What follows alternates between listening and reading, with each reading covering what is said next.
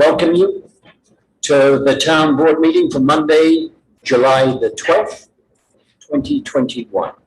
And I'd like to ask you to stand with me and say the Pledge of Allegiance. You don't have to stand if that's awkward for you. I pledge allegiance to the flag of the United States of America, which stands one nation under God, indivisible, with liberty and justice for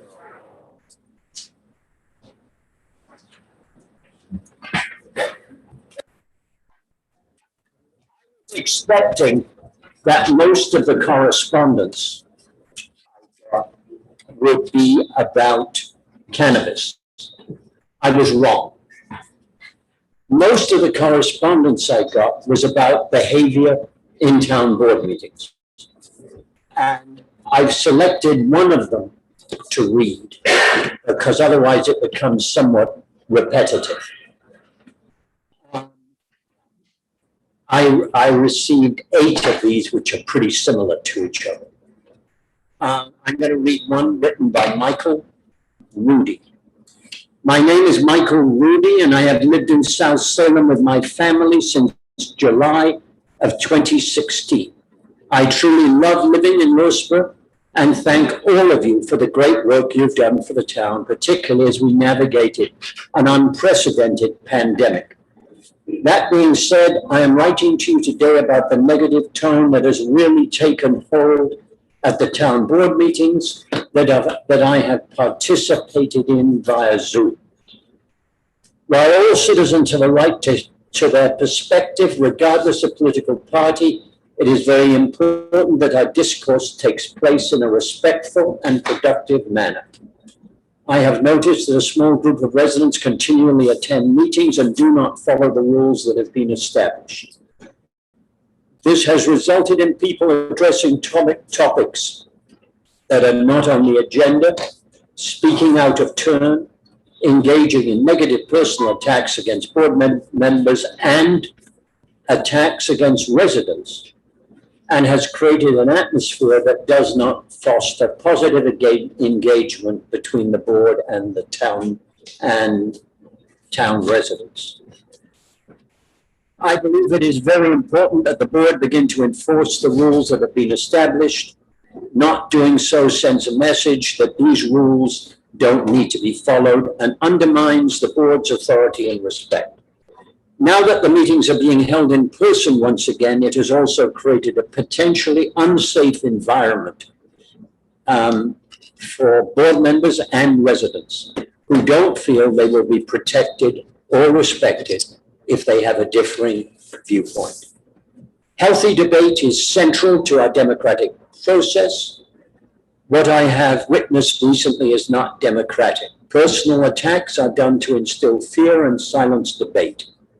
If this behavior continues at board meetings, the people who do not follow the established rules should not be allowed to participate as a starting point, and the board should not rule out further action if this behavior continues.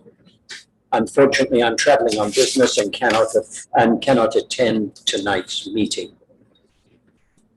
As a result of that and the other letters I've received and sort of violent nudges from my board, the overwhelming consensus is that strict discipline needs to be observed. So I am asking that we restrain ourselves and that we, the board, restrain ourselves and only answer questions and comments from the audience during the polling of the board section of the meeting. Because a fair amount of this is our fault. Somebody makes a comment and we answer. That is the beginning of chaos in the room. I plan to enforce silence by residents except during public hearings and public comment periods. If someone in the audience breaks this rule, then I will warn them, and then I will ask a police officer to escort that individual from the room. Thank you.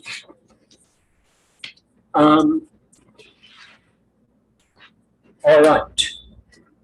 The first item on the agenda is a public hearing regarding cannabis legislation to opt out of the issuance of New York State licenses for retail cannabis dispensary locations within the town. I should point out there are two separate public hearings about cannabis. The first one is about dispensaries. The second one is about consumption locations within the town.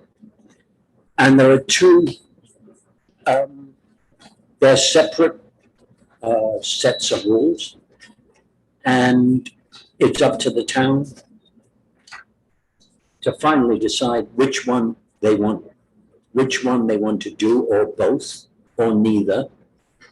And they will decide that, first of all, initially, and secondly, by a public referendum. If in fact we decide to opt out now, there will be a referendum.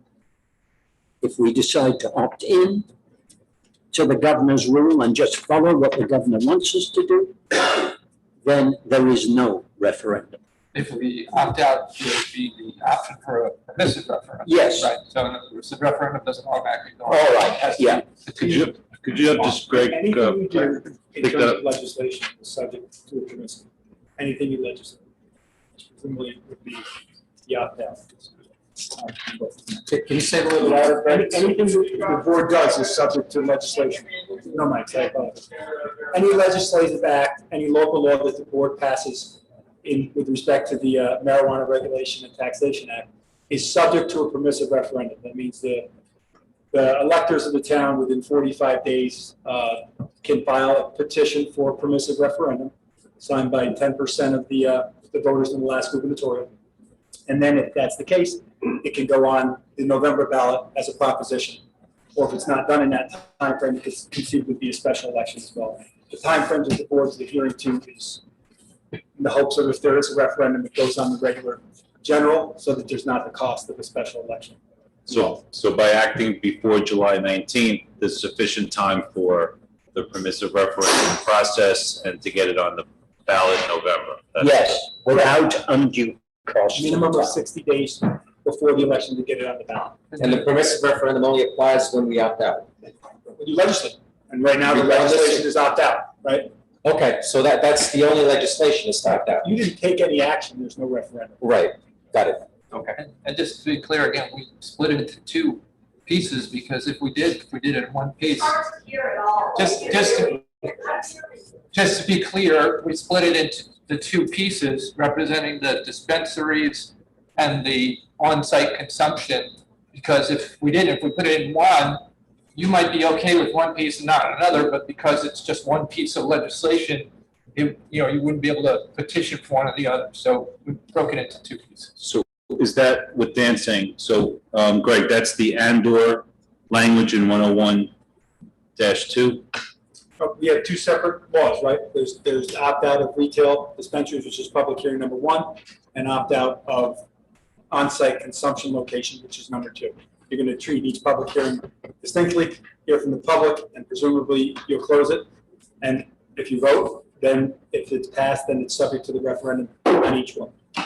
So there could be two petitions, or there could be one or none. All right. There is not much in this law apart from what's just been described. The rest of it goes on to authority severability and is not really germane to what happens. I'm going to read the letters I got did not distinguish between dispensaries and between lounges where people could gather and smoke. Peter, would you mind reading 101-2 authority? Because it's one paragraph that kind of encapsulates what's on the table. Is that all right? The local law is adopted pursuant to New York State Cannabis Law number 131, which expressly authorizes the town board to adopt a local law requesting the Cannabis Control Board to prohibit the establishment of cannabis retail dispensary licenses and/or on-site consumption licenses within the jurisdiction of the town of Lewisboro, and is subject to permissive referendum. The procedure of which is governed by New York Municipal Home Rule Law number 24. Thank you. All right? But the first public hearing is purely about dispensaries because we split this into two separate laws.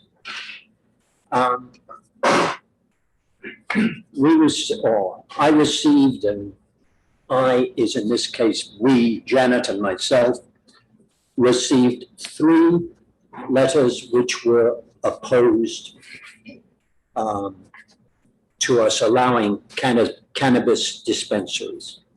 I'm going to read one of them. I understand that the board is currently 3-2 in favor of marijuana dispensaries. I'm not sure that's right, but that's what this particular individual, Karen Byrne, believes. And that the decision will be made in mid-July. As an emergency room physician and a parent of 2 young children, I have many reasons to be strongly opposed to marijuana dispensaries in our town. But I understand and respect that everyone is entitled to their own opinion. Opting in will affect the entire town, and it seems like a very big decision to fall on 5 people without the input from residents. We're currently circulating the petition to opt out, which has 284 resident signatures as of today. Please consider opting out and let the residents bring it to a referendum. Once the town votes, if more people want the dispensaries, then so be it. But at least the town residents will have a chance to contribute to the decision rather than the decision being made for us. Since this is an election year, you can imagine that everyone will remember how the board acted on this matter when they go to the polls. There are several issues that must be considered before committing to increased availability of marijuana in our town. Has the board considered how much money and resources will be shifted to law enforcement and drug-related problems? I see we already spend about $6,500 a year on the Drug Prevention Council. There will be, without doubt, more people driving under the influence, which will lead to more accidents.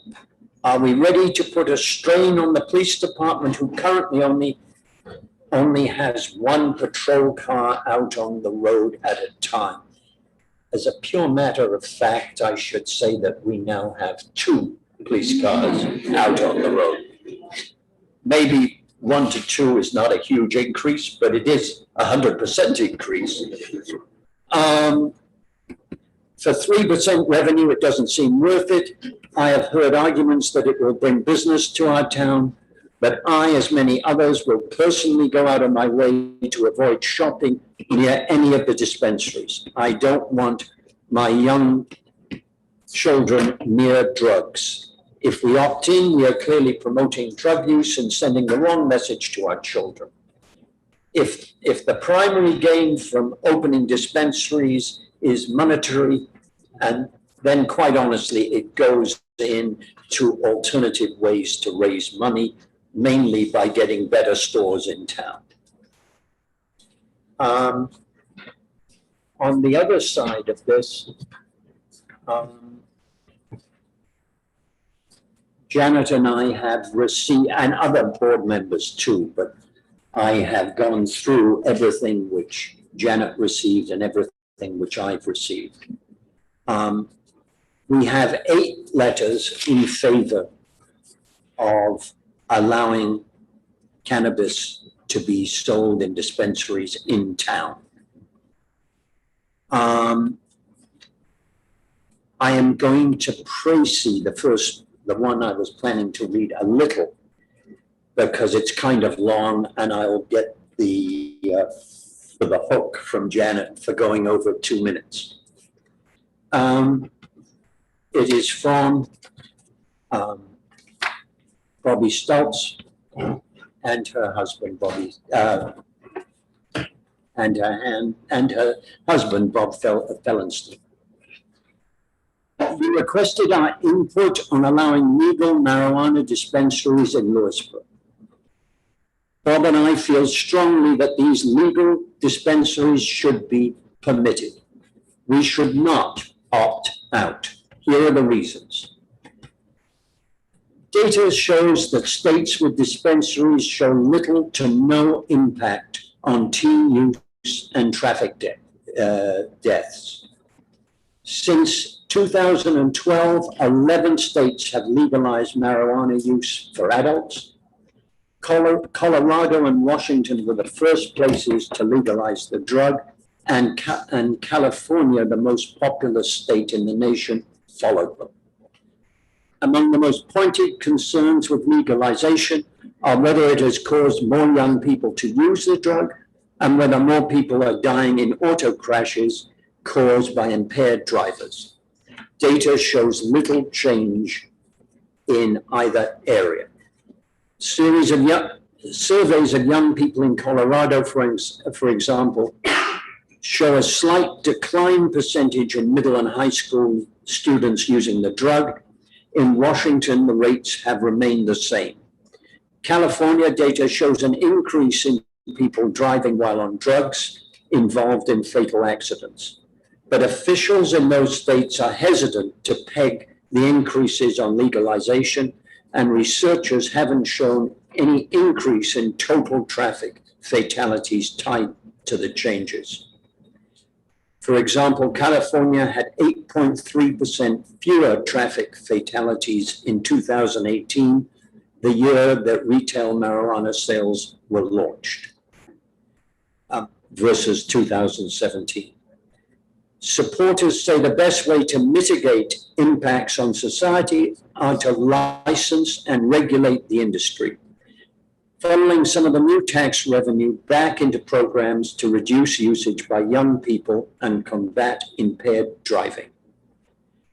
In Washington, surveys of young people conducted in cooperation with the Office of the Superintendent of Public Instruction showed no increase in numbers of 6th, 8th, 10th, and 12th graders using marijuana after legalized sales began in 2014.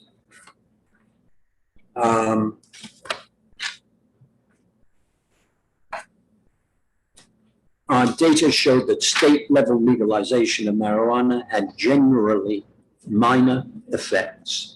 One of the notable exceptions was the increase in state tax revenue from legalized marijuana sales. States with legal marijuana markets have collected millions of dollars in state tax sales. There is an argument here that people, which I'm well aware of, already go to Massachusetts from here in order to buy marijuana. And they will soon go to Connecticut and New Jersey. So, in fact, going to Bedford or White Plains will be a piece of cake.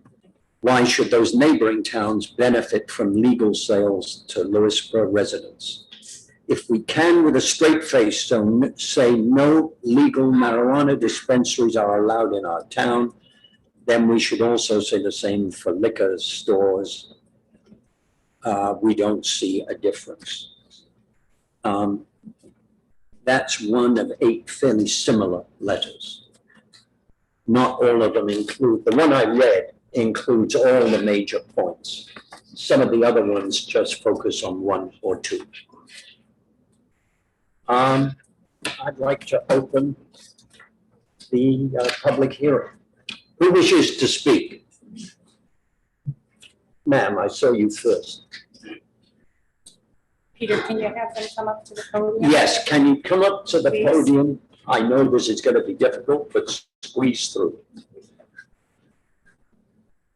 And can you make a motion to open up public Oh, I need a The motion. public hearing. Okay, I'd like a motion to open up the public hearing. So moved. Second. Discussion. All in favor? Aye. Matt? I'm Mary Shaw, a resident of Vista. I am speaking on, I guess, the dispensary as Yes. only at this point. The Cannabis Control Board and the Office of Cannabis Management have yet to be created, let alone it has not been announced who will be appointed to fill the positions on these supervising boards. Law enforcement, while professional and capable, are not fully staffed to handle an increase in the calls about driving while impaired and other calls related to this potential situation. There is no loss in opting out now. We must hear full community input and involvement in making this decision. North Salem, Somers, East Chester, and North Castle have all opted out, and Mount Kisco seems likely to opt out as well. If we opt out, municipalities can be subject to a permissive referendum where the people can decide as a whole whether we should do this or not, and that is what I would like us to do. Thank you.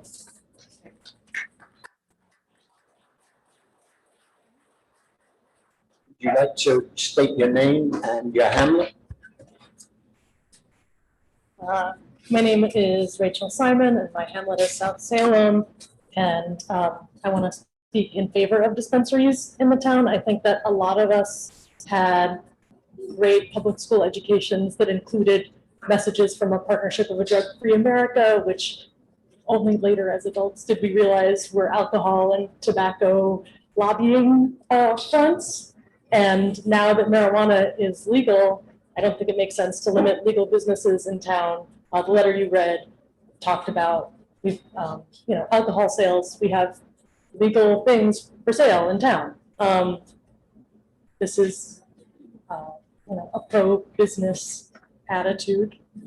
And I think the concern about increased need for law enforcement, I think that the number of bars in town, which is very few because we're small towns, right? Like that is where the danger lies. I don't think that there's evidence of marijuana impairing drivers. I don't know if you've hung out with people who are using marijuana, not very active, not. But again, like it's illegal, it's going to be legal. I think people are making a lot of connections to concerns around addiction. And we have a great resource in Pete Harcum, our state senator, who's the chair of, I don't know the exact name of the committee, but dealing with issues of addiction in the state and concerns about increased youth, youth use. The letter that was read talked about, it doesn't increase youth use of marijuana. And also it's an age-regulated legal substance, right? Kids can't buy alcohol. They're not gonna be able to buy legal marijuana. Thanks.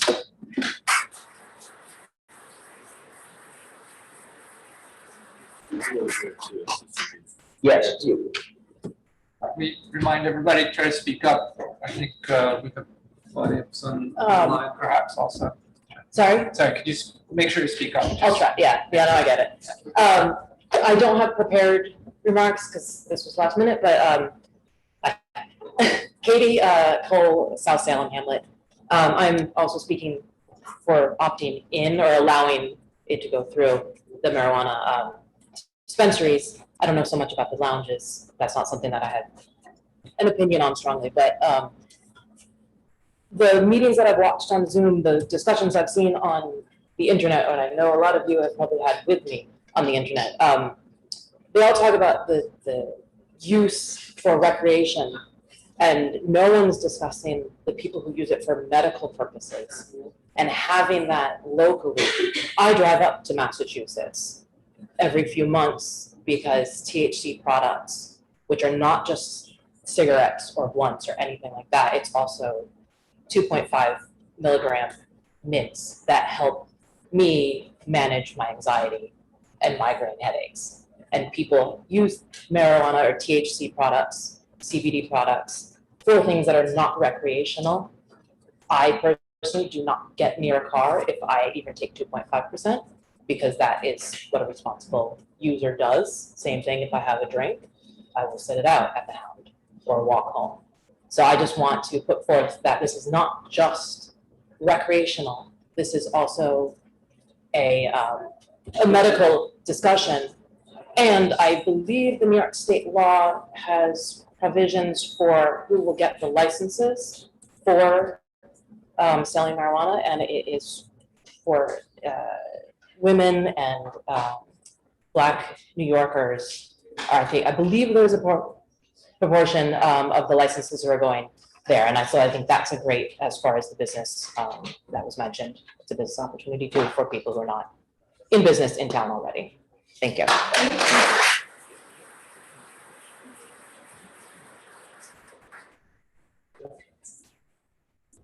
Somebody up here. Where? Ah, My name is Laura Richovic, and I live in Golden's Bridge. We've lived here for 25 years. And considering the newness of the topic and the fact that we don't have the luxury of knowing how opting in for neighboring towns has affected them, I feel we're unprepared to make this decision unless we disregard safety and a full understanding. Once detection and the designation of use locations or consumption locations are determined, we would have a better understanding of how it might affect our community. I propose a wait and watch position would make the most sense. And once we learn from other towns and collect guidance from those who have dealt with side effects and possible risks, we can make a decision to opt in later, and if that's the community's position. I also mentioned that for every article supporting marijuana use, one can find an opposing article as well. I'm requesting that the board place full understanding and safety before revenue by waiting and watching and making the best determination for Lewisboro. Thank you for your consideration.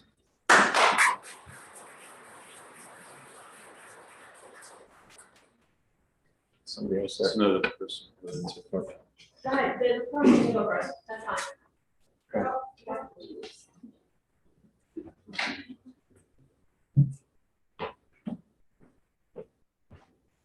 Hi, my name is Anna Mercer. I live in Catona, New York. I'm a parent of 4 children. My youngest could is you do entering. me a favor Yes, and speak up as much as Okay. you can?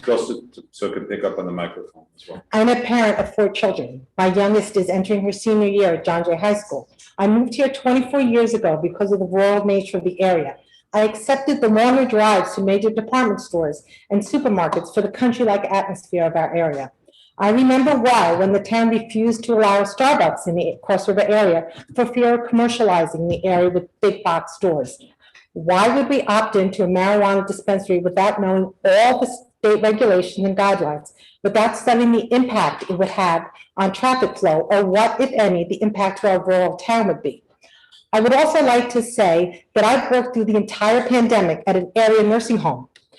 I witnessed how many people, including myself, shopped locally to avoid interacting with people outside our general area, to avoid potential contact to COVID, as our area was basically low on COVID numbers compared to surrounding areas. Why would we want an influx of people coming to our town to purchase marijuana, as it appears neighboring towns are opting out, when the threat of COVID variant is still a consideration? Our town has the option to fully evaluate whether a dispensary is something our entire town supports by allowing for a vote. Why would we not do this? Please opt out now and allow the people of our town to weigh in when we have more information. Thank you.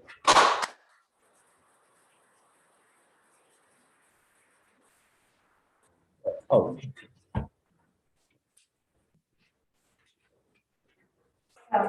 No, maybe there's a little curveball. I do think a statement needs to be made. I would like to make a statement, however. Just give your name and. I'm sorry, my name is Beth Uretsky and I live here in Cross River. Thank you. However, my husband is here with me tonight and I am proxying my 2 minutes to him because he has more of an educational background in all of this than I, or probably, not saying definitely, but probably most people in this room. So I'm proxying my 2 minutes to him.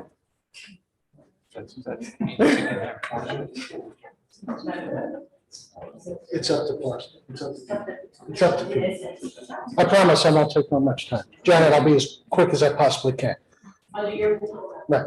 My name is Kevin Uretsky. I live in Cross River. And like my wife was kind enough to say, I come at this from an experience level that I'm not sure anybody else in the room can share. And I say that with all due respect. The reason is, and it has to do with one of the letters that you read, Mr. Parsons.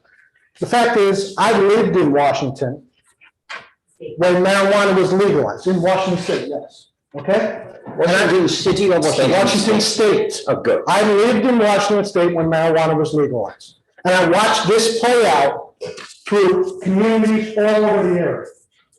And as a matter of fact, out of sheer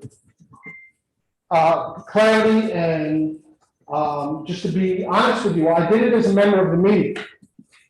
So it was my job not only to learn the issue, but to cover the issue and talk to all the people involved. That meant all the city council officials, all the police, everybody involved. And I watched towns wrestle with exactly what you're wrestling with now. And I heard everything that everybody is saying. It's almost like a time loop. This is almost like deja vu. Okay, let me tell you, from my experience, and I'm not just saying it as a person, I'm saying it because I talked to those officials and I talked to the police chiefs and I talked to the school boards because it was my job. All the same issues were there. All the same issues were discussed. All the same concerns were raised. And the basic impact on day-to-day life in the communities, some opted out, some stayed in. The basic day-to-day impact was negligible. And here's why. Those who wanted to partake, partook. Those who didn't, didn't. And the police reported no extreme rise in impaired driving as compared to alcohol or anything else. The biggest issue, and I'm sure it'll be the same for our friendly person in blue in the back, is how to measure for marijuana impairment. Okay? That was the biggest issue, but they saw no rise. Now let's be honest, and this is my own personal point of view. Now I'll digress to my own personal point of view. If your high school kids want to get pot, they're going to get pot. So can you sort of begin to wrap it up? Yes, sir, don't worry, I will. That's why my wife proxied me her time. Now I'm taking my time. Okay? Okay. But if your kids want to get pot, they're going to get pot. Okay? We are talking here about billions of dollars of statewide business. The horse is out of the barn. It's now 15 states and growing. If it's not federalized legally within the next 5 years, I'll be very surprised. And it's a tough spot. You guys are in a tough spot. I get it. However, 3% of millions and millions and millions of dollars is a lot of money. And I've seen this board have the unfortunate task of telling people with good ideas for this community, we love your idea, but we don't have the money to do it. Well, maybe you will. And maybe you'll have extra money for the police or for the schools or wherever it might be. And the biggest responsibility of this board, especially in a COVID economy, is to make sure the town runs and is funded properly. That is, thank you, Jen. That is your primary fiduciary responsibility. So, and I say this with all due respect to everybody here, we can either be pragmatic and manipulate the system to our own benefit, or we can be cutting off our nose to spite our face, be hypocritical when there's bars and other things in town that are legalized substances, which are mind and mood altering, and act like, hypocrites. so I've really got to ask. Yes, no problem. Thank you.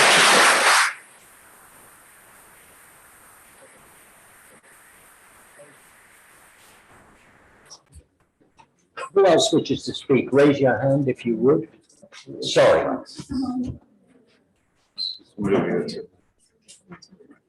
Okay. All right, I'm gonna lean over here.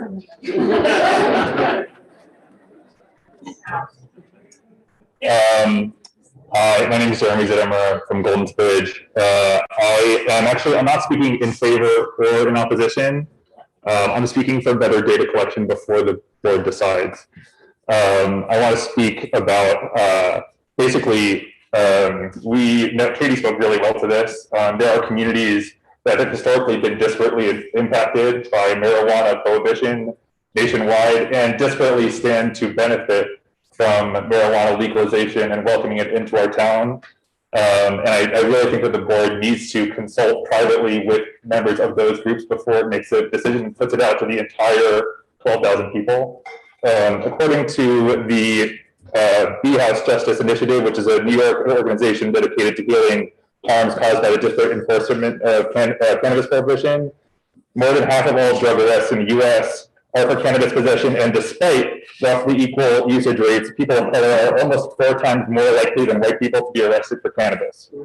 Cannabis arrests can preclude getting or keeping a job, landing a scholarship, living in public housing, and the ability to successfully reacclimate back into mainstream society. Marijuana prohibition has never really been about public order and public safety, says Natalie Capelan, director of the strategic initiatives at a nonprofit focused on cannabis criminal justice reform. It's always been wielded as a tool historically of social control and social control of certain populations. This is why when New York legalized marijuana, it decided that taxes collected from the sale of cannabis will be redirected towards schools, drug treatment initiatives, and community organizations in areas adversely affected by drug enforcement. Thanks, Janet. I hope our town, if it decides to welcome dispensaries in our town, will use that income the same way toward communities that have been adversely impacted historically. We should also consult those, as Katie said, consult with those who have health outcomes that stand to benefit from marijuana consumption. There are people with poor health outcomes, whether they're chronically ill, disabled, that really can benefit, and they do not necessarily represent the wider population and might not be represented well in a democratic poll of 12,000 people, but we should take them into account before the board decides. Thank you. Thank you.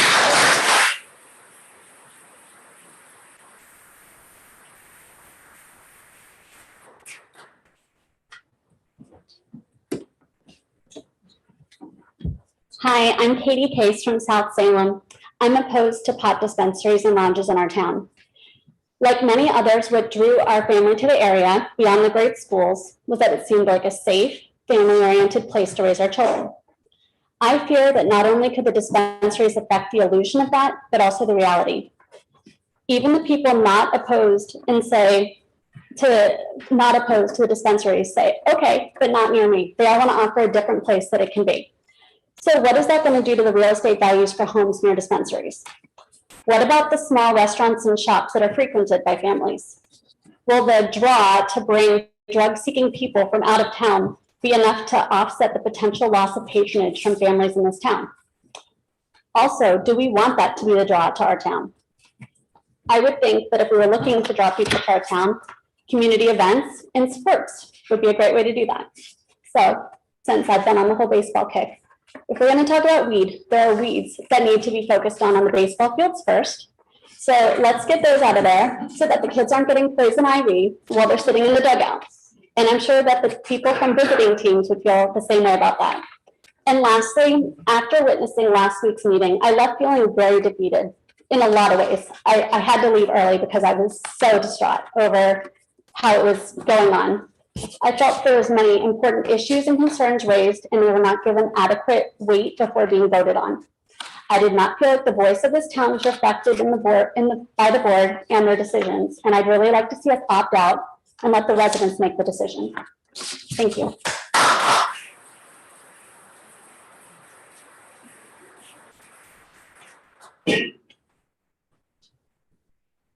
Does anybody else wish to speak? My name is Jamie Gorman. I'm from South Salem. I'm not only a medical marijuana patient, I have epilepsy, but I'm also in the cannabis industry. I've been in it for 7 years. So I might be a little educated in the area. I'm not going to talk about whether or not we should have a dispensary. I'm just going to talk about the operational side of the cannabis industry so you guys can get a better understanding of that. When you go into a dispensary, they check your ID 3 times. That happens once at a liquor store, okay? You have to go through hoops to even get real estate to have a dispensary. You have to get a host community agreement, which means everybody in this room has to be involved in okaying where your dispensary is. It is not like this happens with nobody watching, okay? It's an extremely rigorous process that New York State is working through right now. Some states have done it well, some states haven't.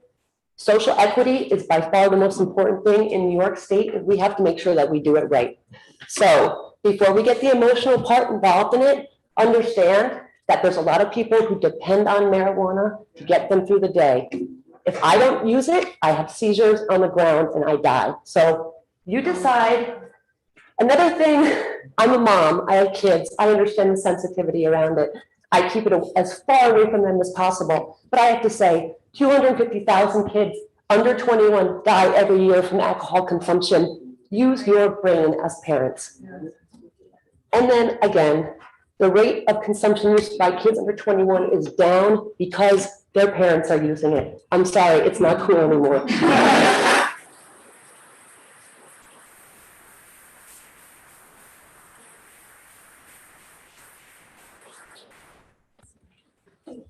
Yes, sir. Oh, sorry, I didn't realize. That's all right, better late than never. All right, Glenn. Okay, Glenn Faber, Cross River, New York. I'm 68 years old, so I think I've grown up with marijuana. I know what it's about, and I see there's a whole bunch of people that want to have marijuana, and that's a good thing. You see, I believe in democracy, and I want to have direct democracy. I don't want 5 guys and ladies deciding on what we're all going to do. So I feel the only way to do this is to have a referendum and let all the people decide, because it seems that's a lot of people here that will go out to vote and pick marijuana. If you don't, you don't pick marijuana. It won't bother me, but I think it'll make a lot more people happy. You won't put the burden on them, because no matter what they choose, half the people are going to dislike it, and the other half are going to like it. So why don't you put the burden on us, me, you, and everybody else? And whoever is scared for that referendum, then doesn't really believe the majority of the people want it. Thank you.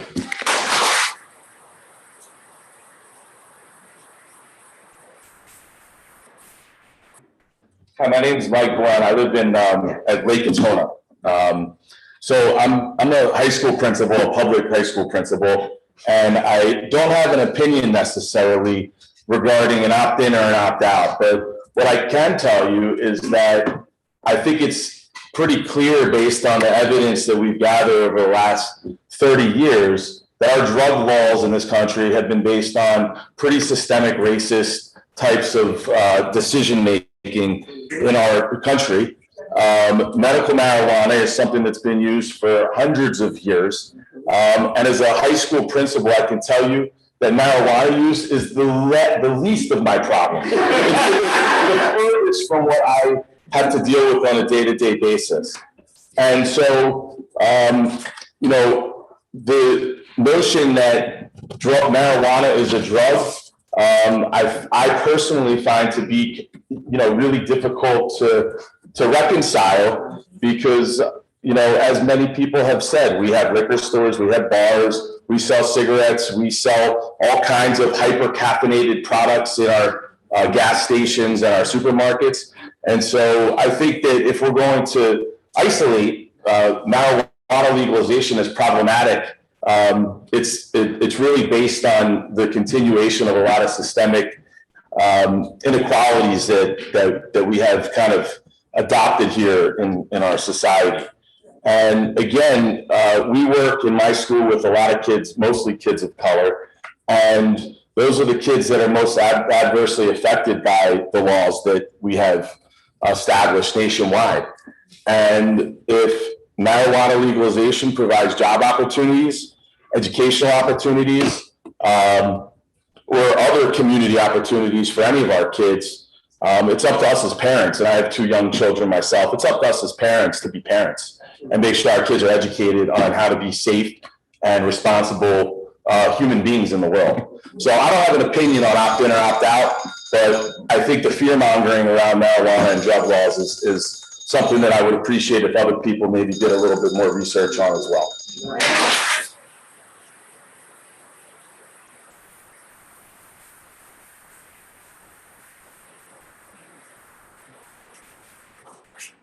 Does anybody else wish to be heard?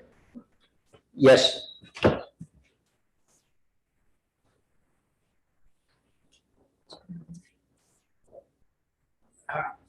My name is Jack Cronenstein. I live in South Salem. I've lived here for 20 years. I worked for the New York City Board of Education for 34 years. I was a principal for special education program, special education school for 14 years. And one of the planks of your past election, Mr. Parsons, was that our community, Lewisboro, was one of the safest communities in the United States, if I remember that correctly. And something to be proud of, something to brag about. Why are we going to fix what's not broken? Now, there's not enough information that we have from the surrounding communities. And as far as the medical version of the use of marijuana, as opposed to the recreational version of the use of marijuana, is very different. And the idea that we lump those things together, I think is a mistake.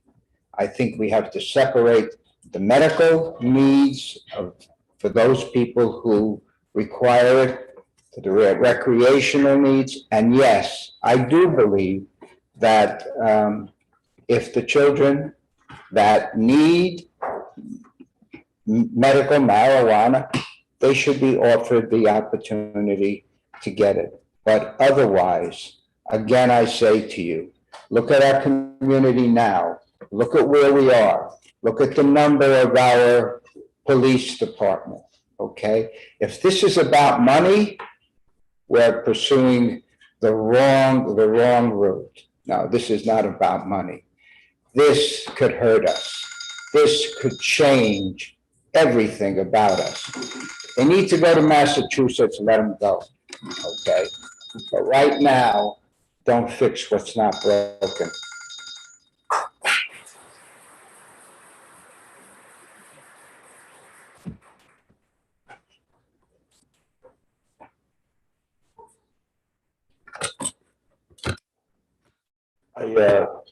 Nicholas Lung-Bujinski, South Salem. I agree with much of what I've heard today.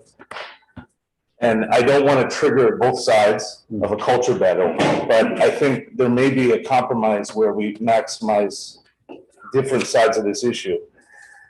First of all, I should say I'm opposed to the lounges, and I'll get into why. Yeah, that's a separate. Exactly, yeah. And I couldn't hear in the back when they turned that off, so I apologize. But, and I do support that we opt out. We support small v democracy, and we take that decision away from you guys on the board, with all due respect. But I also ask for your leadership to consider, and this would, of course, defer to our town attorney, that we enact a local ordinance to limit the dispensaries to delivery only, and make that clear that there is not a point of sale. Much of our retail in this country is not Amazon. You don't go to a brick and mortar. So to be having an argument over brick and mortar in another 10, 15 years, well, what sense does that make? So, and the reason I say the delivery only is, Mr. Ulevsky, I don't know if I'm saying your name right, I'm Pajensky, but you know, you said the data is, I've read it as well, but the data that I have is simply being in New York City and having my young child's hand and just being overwhelmed with the waft of vape and smoke. And that is real. When commuting into New York City, I teach as an educator, so I'm the third one up, I guess. it overwhelms you on the Hutchinson Parkway when it's backed up. And that's an issue for parents. We do have to get a little faster to have the conversations with our children about drugs, because it's coming, it's state law, we're not here to rehash that, it's already been decided. But that issue of parents, it's a real one. Smoke is one thing, vape is another. Your child can be exposed to that, and that is unlike alcohol. We don't allow alcohol to be consumed openly. So on that same issue, we need to be careful. So just, if I may wrap up quickly, if it's delivery only, it addresses the safety. Because people will not be driving to get to it. And then also, we would be able to capture the billions of dollars. It's more than 3%. We're talking about an economic magnifier. It's the jobs, it's the delivery guys, it's the mechanics to fix the cars, to distribute it, that ought not go to other communities when it's our dollars in our pockets from those that do choose to use or have medical issues. Why is that money being lost by our town? So I'm sorry, Janet, I went over that.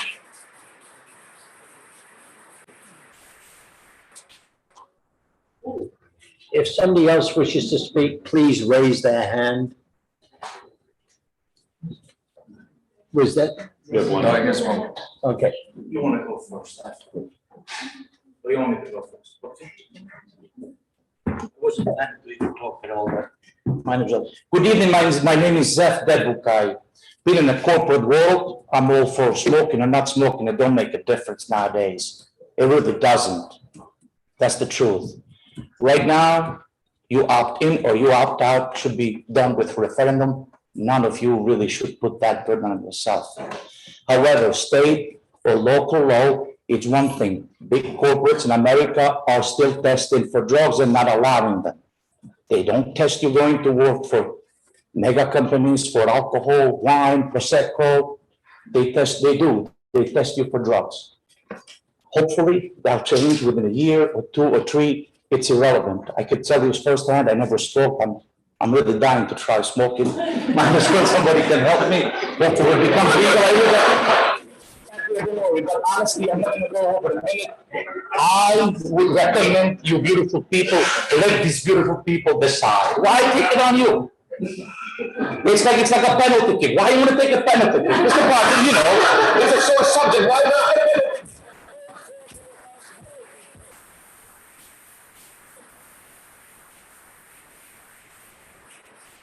Sorry, that was a private. Yes, but if it comes down to Wales or Italy, to England or Italy, England. There was somebody else here who wished to speak.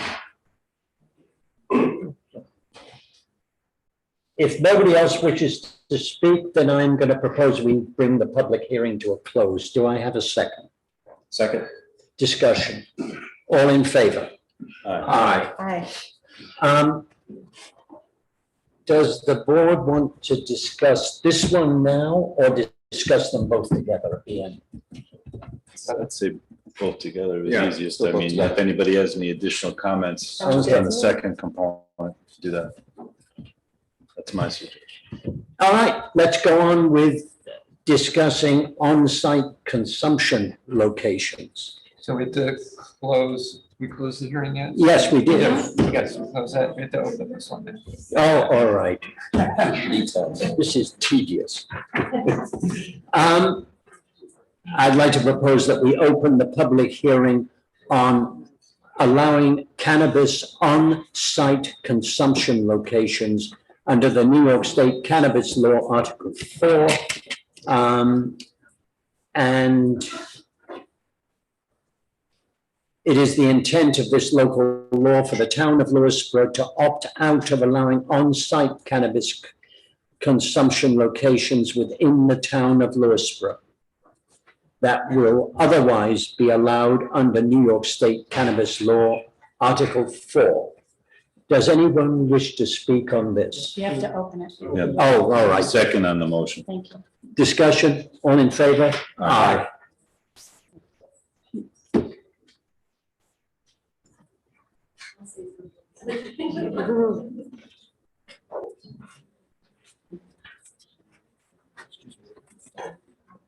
Again, Kevin Gretzky, Crossroad. I'll be real brief because couple of you brought up some very good points, and it's something I think we all have to remember. And versus retail distribution and consumption lounges, that's a big difference. We didn't have consumption lounges out west. But I do want to remind people that even if you opt in, all that means is that you're allowing people to apply for a license. It doesn't mean a store or distributorship or a retail shop comes to your area. All you're doing is allowing people to apply, and still, and with all due respect, sir, you're damn right, it's about the money. All you're doing is letting people apply and perhaps helping whomever's on the board. I bet you're happy you're not running for re-election on this one, Pete. All you're doing is allowing the hamlets and the town to benefit economically. Because quite frankly, if I'm sitting on the cannabis board in Albany, this is the last place I'm picking for. It's too small, it's too hard to get to, there's not enough customers. Let them drive to Mount Kisco, too bad. Excuse me, sir. I don't. Hey, excuse me, we don't need conversations between the speaker and. I don't, I'm just saying, I don't know that they're going to approve or don't approve, but neither do you and neither does anybody in this room. All opting in does is allow you to get the ancillary benefit. That's it. Whether it's consumption lounges, whether it's the retail outlets, whether it's the licenses, which are separate to be able to grow or process it, that's tax dollars for our community. And that's important. That's all I'm saying.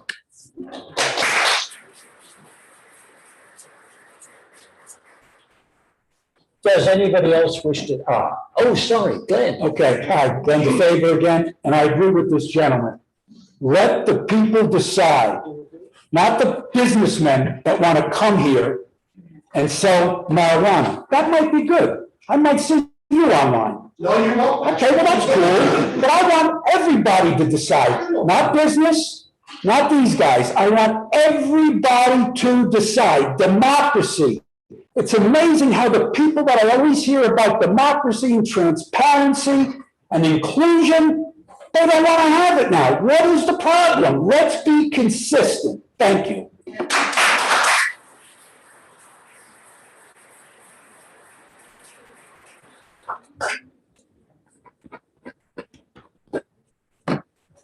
If nobody else wishes to speak about lounges,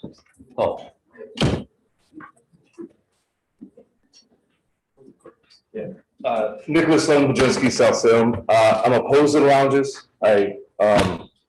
For reasons I already stated, but also I would suggest that we prepare ourselves. We're not legislating at the state level. This is coming.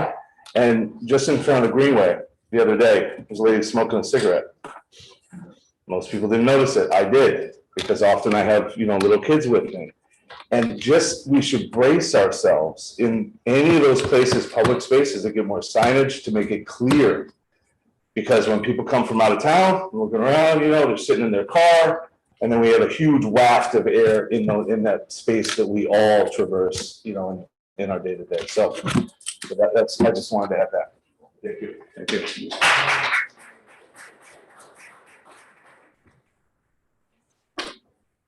okay.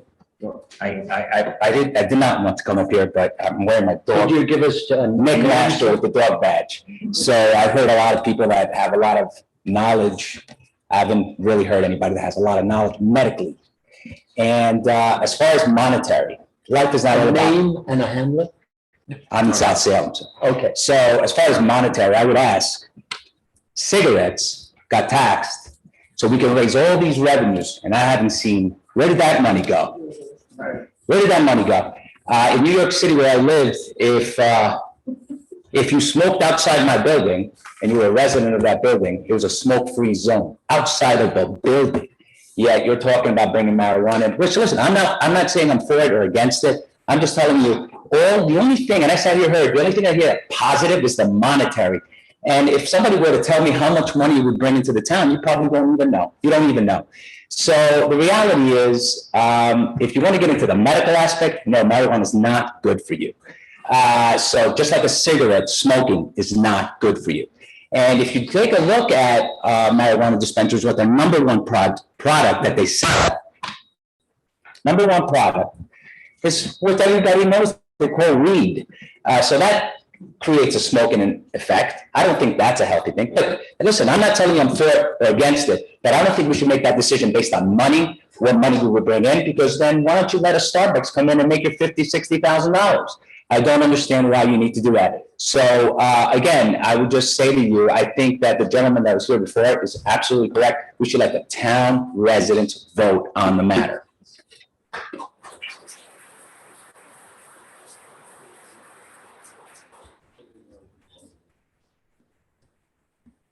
Anybody else wish to speak?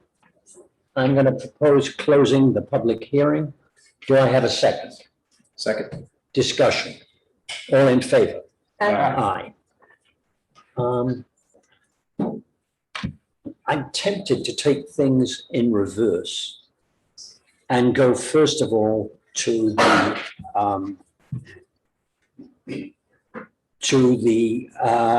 on-site consumption thing, because I think it's a very easy thing. And quite honestly, I cannot imagine opting in to on-site consumption in a town where practically, if you look at where you would be allowed to do this, it's got to be, you probably can't do it in any shopping center. You are going to do it somewhere where somebody's got to drive home. So it's kind of absurd to allow consumption on site and then allow, in fact, almost force people to drive home. That's my own opinion. Rich? Well, just picking up on that piece of it, one or two comments kind of touched on it. Well, driving while impaired is still it's illegal under the law. There's no, from a law enforcement perspective, there's no way, as opposed to alcohol, to accurately ascertain whether someone is impaired while under the influence of marijuana. There's no way for law enforcement, as I understand it, to accurately ascertain that. Yeah, this one is I agree with the supervisor's point on that. I'm inclined to go in that direction too, although I will say, as a matter of record, that I think that the driving while impaired marijuana is probably less dangerous than alcohol, and there's statistics around accidents happening there. So I'm not sure that that's the logic, but I don't think we're in a hurry to have these on-site facilities. But I'm also in favor of letting it go for a petition anyway, or a referendum anyway. So, Jane? Yes, I don't agree with the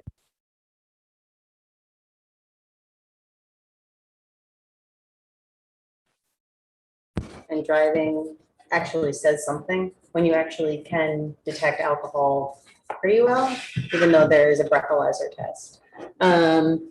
In any case, I don't think cannabis lounges is anything I've heard anybody come and feel really strongly about having. And so this one is a less difficult decision and to opt out. And we can permissive referendum that if that's something people feel strongly about. We don't have a choice. What I mean is we can help with the signature whatever it gathering. is. People Yeah. Yeah, I also don't think that Lewisboro is a place for consumption lounges. And yeah, so that's my pretty straightforward answer. So I'd like to make a motion to opt out of cannabis consumption, on-site consumption. Will somebody second? Second. So roll call. can you vote? This will be local law number 7. Is that an accusation or? No. Not at all. But yes, I would like a roll call, if you don't mind, so. Do you want to call it out or do I call it out? Councilmember Swearing. My vote is to opt out.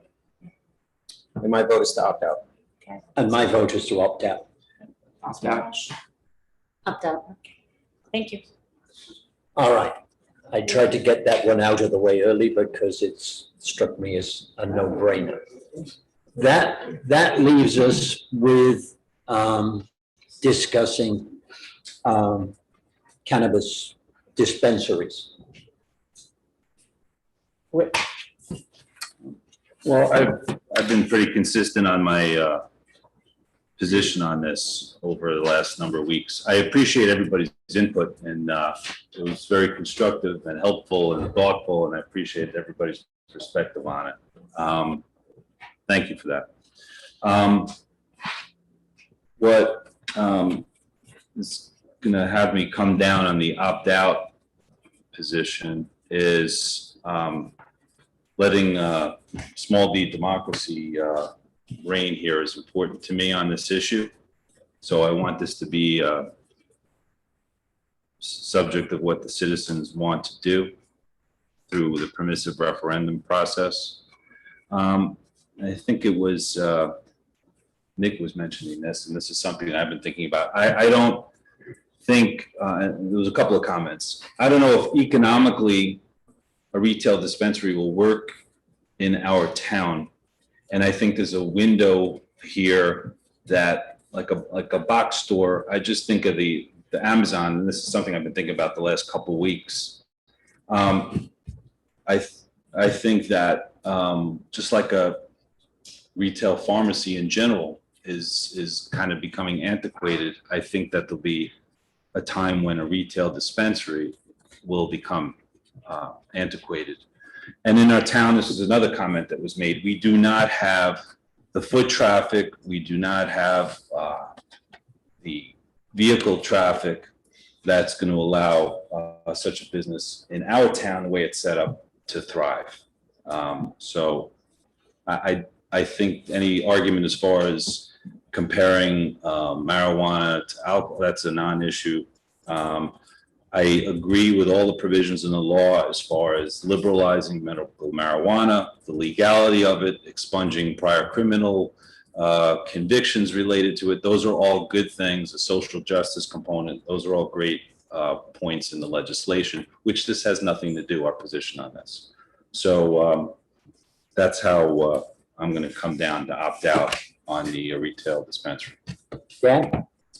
I'm also in favor of opting out to let the referendum process have its way. I'll say I'm personally in favor of allowing them, just because, again, as it's been the last session, I don't see the difference between this and.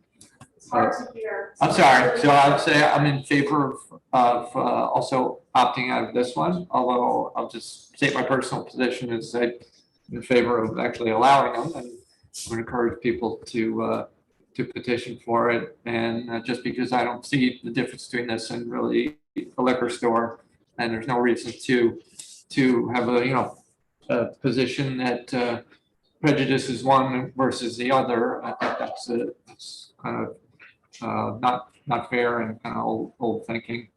And I'm sure it will be well managed and all that, but I'm happy to let this go through the referendum process. I think that'll help reinforce where we are with that. So, Jane? Okay, so there's been a lot of prep for this. Okay, I want to opt in, and I'll tell you why, and I'm not saying I'm going to, but the reason I want to is I strongly feel that that's the tide of the town.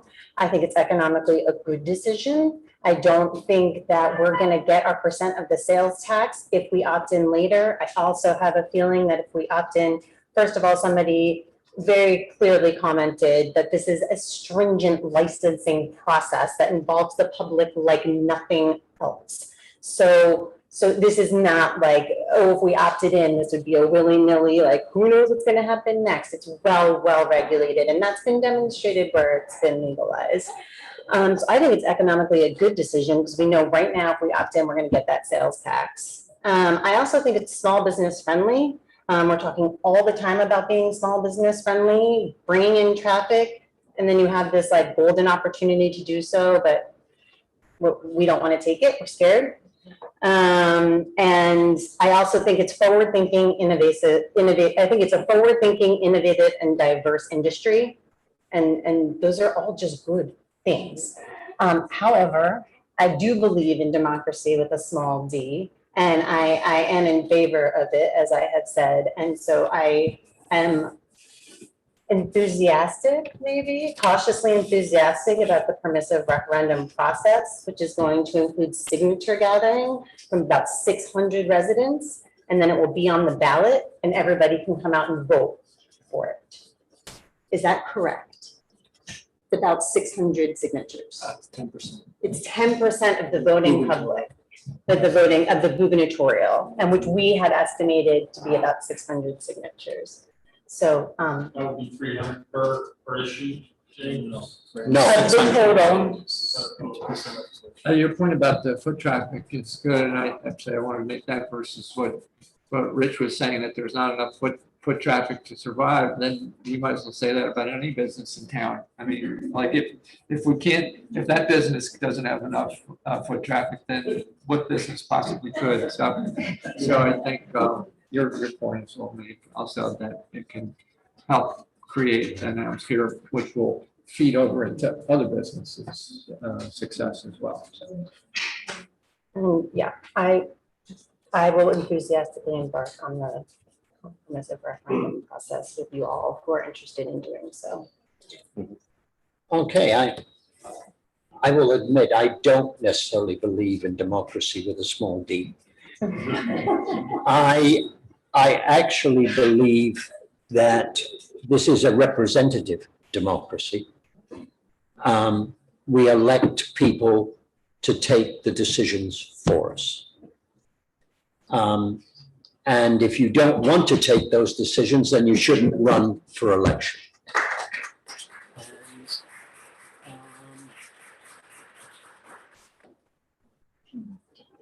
I believe that in part because of the shape of our town, it's a joke to say to opt out and to pretend. All you're going to do is to force business out of the town. In any event, our shopping center, you can anywhere practically, when it comes to the actual usage, anywhere you're allowed to smoke a cigarette, you can also smoke cannabis. So we may well have to, I think all our shopping centers are private, all our major shopping centers are private. And it will be up to the owners of those shopping centers to decide whether to make the shopping center a no smoking area. So that Orchard Square could become, which somebody mentioned earlier on, could become a no smoking area. Do they have any current policies on it? No. Well, they allow smoking outside. Okay. I don't know if they allow smoking in stores. I've never seen any smoking in stores. I think it's state law. So, but I think eventually, because they're private shopping centers, it will very quickly become that they can't afford people to sit down at those outdoor tables, which are becoming more and more popular. And excuse my ignorance, in town parks, do we have a policy as far as smoking? Yes. No smoking, right? No smoking. Anywhere, right? Okay. Now, there is one place which I think we need to adapt our own local laws to extend no smoking into the preserves from the parks. And I think that would be an easy one to pass. We very nearly managed to pass it at the same time as we passed no smoking in the parks. It was, I think, one vote short of passing it as a town board, and I think we would now get that total passage. The other thing we need to remember is that whether or not whatever happens, there is nothing to stop us buying it from anybody who delivers. So I tend to think at the end of the day, it will be so available in town that it's a bit of a joke to stop it being sold in town. So I would vote, probably losing, in favor of opting in on dispensaries. Now,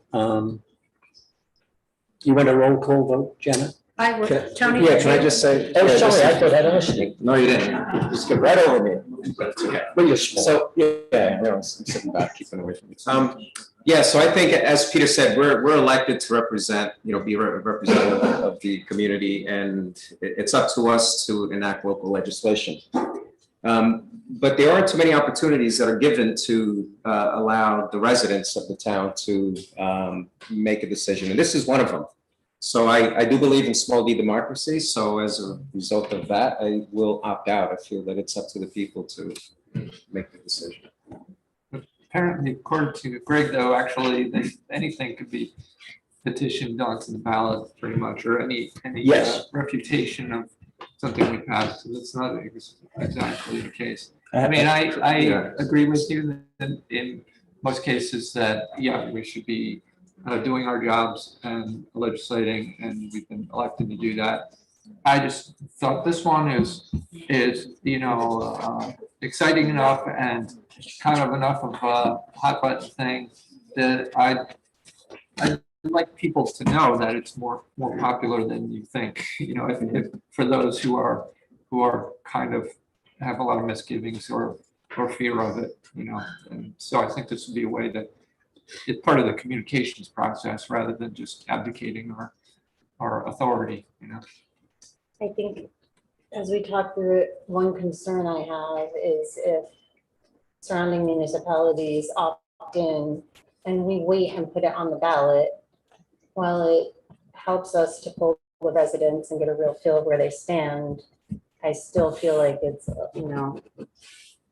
I think we know where the tide is headed, and I would be concerned that we would lose potential early buyers or early market.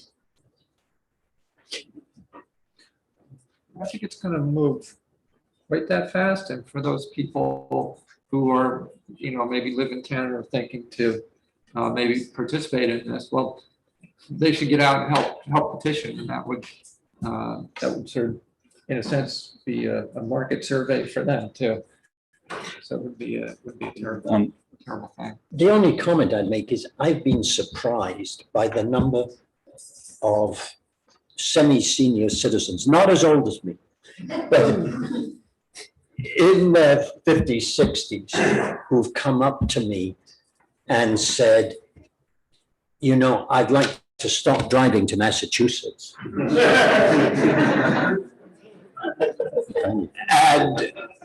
And when I've asked them if they'd like to go public with that point of view, the answer is no. A question, because this is one of the comments that came out. In our code, from a business perspective, do we have any businesses which are exclusively for delivery in a shopping center? Not that I can think of. Because otherwise, why would you be in a shopping center and pay the rent in a shopping center versus doing it out of my garage? Or a warehouse. Sorry, yes, that's probably a better place. Warehouse in a shopping center. Do you want to propose a motion? I propose a motion to regarding the cannabis legislation to opt out of the issuance of New York State license for retail cannabis dispensary locations within the town. To opt out of that legislation. Second. All in favor? Do you want to? I would like a roll Roll call, call. just so I have it straight. My vote is to opt out. And my vote is to opt out. My vote is to opt in. I'll vote to opt out. I vote to opt in. All right, so be it. I'd like to go on to the next subject, which I have kept a group of people here. Oh, the very. 3-2 opt out. Yes.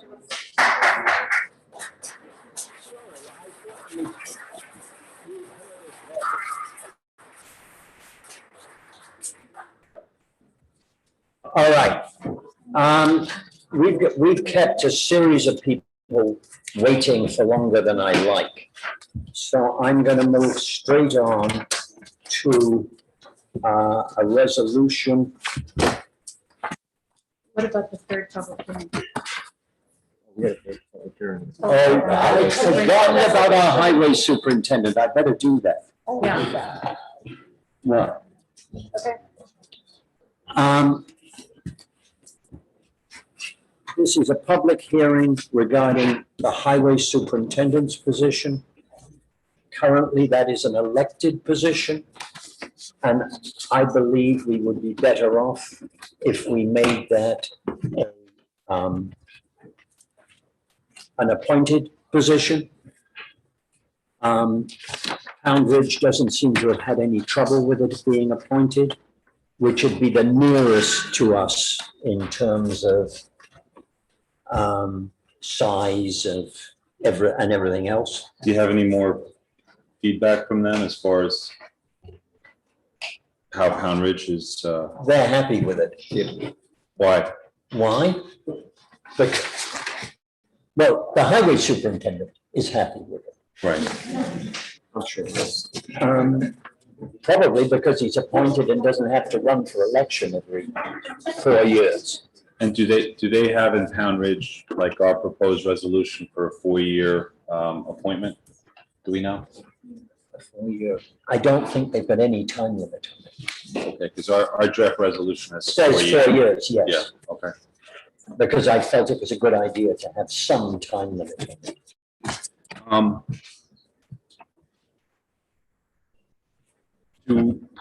To know from Pound Ridge, is the salary of the appointed highway superintendent different from when it was elected?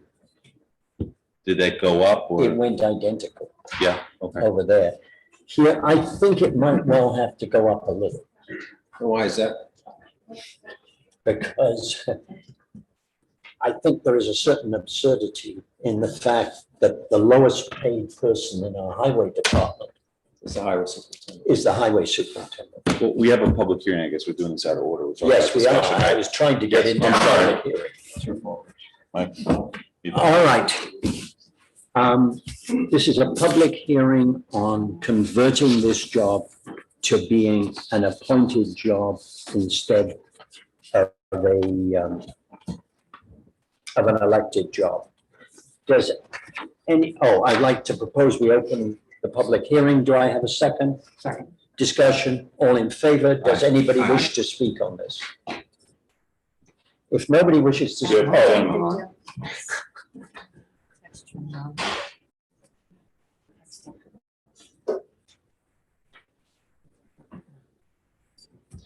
Good evening, Paul Tack from South Salem. One of the questions I would have are what appointed position is it that you're looking to use for that as county? I guess it would be a county civil service. As well as I know there was mentioned about an engineer, which I'm not quite sure why that position would require an engineer. We don't really have the infrastructure that bigger municipalities have. So those are my comments. Okay.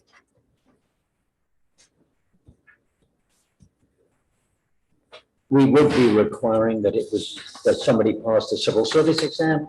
We would not be requiring that they're an engineer. To require a civil service exam? Yes. That would be requiring? Yes. Just like we've got a civil service exam for the head of Parks and Rec. There's a civil service exam for chief of, or a police exam for chief of police. It's kind of, in my mind, a little bit weird that the individual with the biggest budget in town is the only person who has to show no qualifications. Say that again, I'm sorry. The highway department has the biggest budget in town. But they need, but the person who becomes superintendent at the moment needn't show any qualification. Well, except the number of votes they got.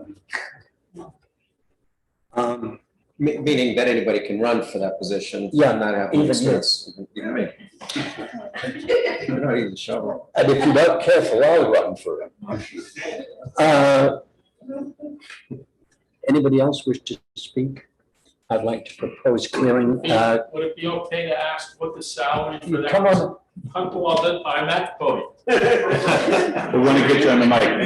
I'm sorry. Yeah. You're being recorded. Would it be okay to ask what the salary for that position is, the current salary? Your name and where you. Kevin Patone, Golden Bridge, thank you. I'm sorry.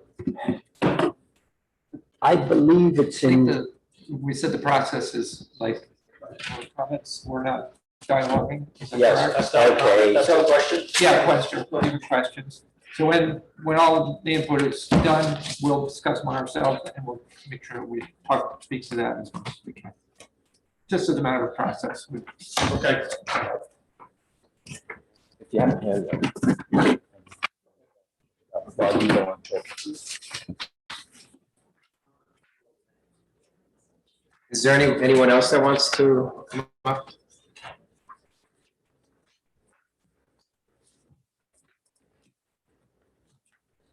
Uretsky, Cross River, sorry guys. As long as you're gonna be addressing questions then, I just have one question then.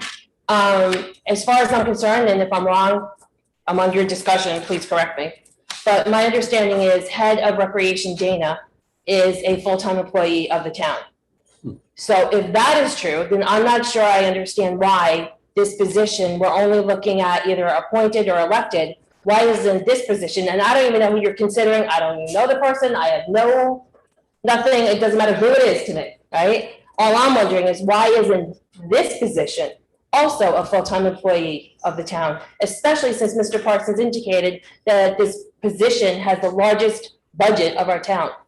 Why wouldn't this person be a full-time position as well?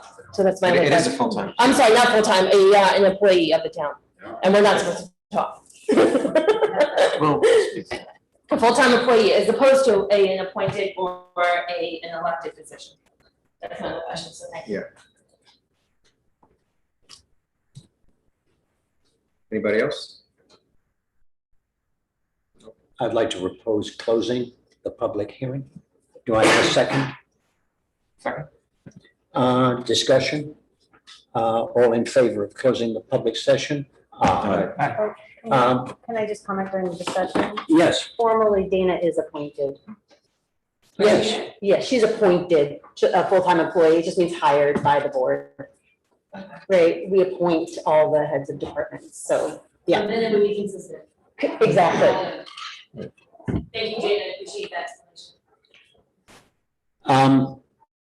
The superintendent of highways currently has a salary of $105,000 a year, but he is expected to work without overtime and to work as a plowman and to do all of that work without getting any extra money for it. The result is that at the end of the year, if you look at the actual earnings of the members of the highway department and the superintendent, he is the lowest paid person in the highway department, which is a little bit crazy, but that's how it works out. So the superintendent is a non-civil service. I guess superintendent of highways could, depending on who the individual is and the prior experience, but it's a non-civil service position, superintendent of highways. Yes, at the moment. And that's what I would like to, hey, I'm not going to be around to choose the next superintendent of highways. This would not take effect until the current, during the term of the current superintendent. Right, the draft resolution goes as of January of 2024. Yes. It starts, yes. Which means that Peter Rippinger would be able to complete his current term. So he's got And- 2 more years, basically. Yeah. Next year, the year after.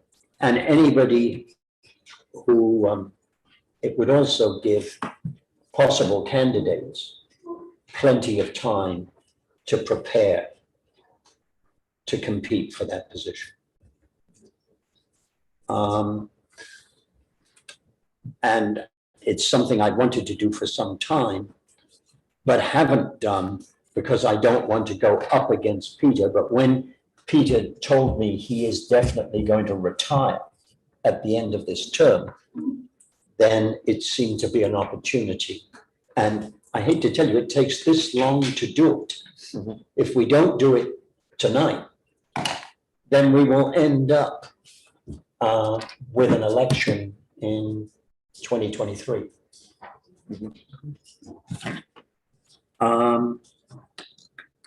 So the less elected officials, the better.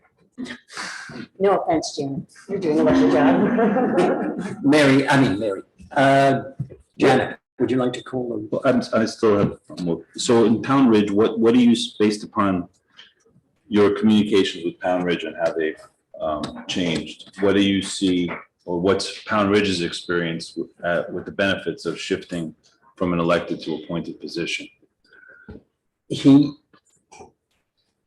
They've only had one appointed guy, let's be, the guy they've currently got.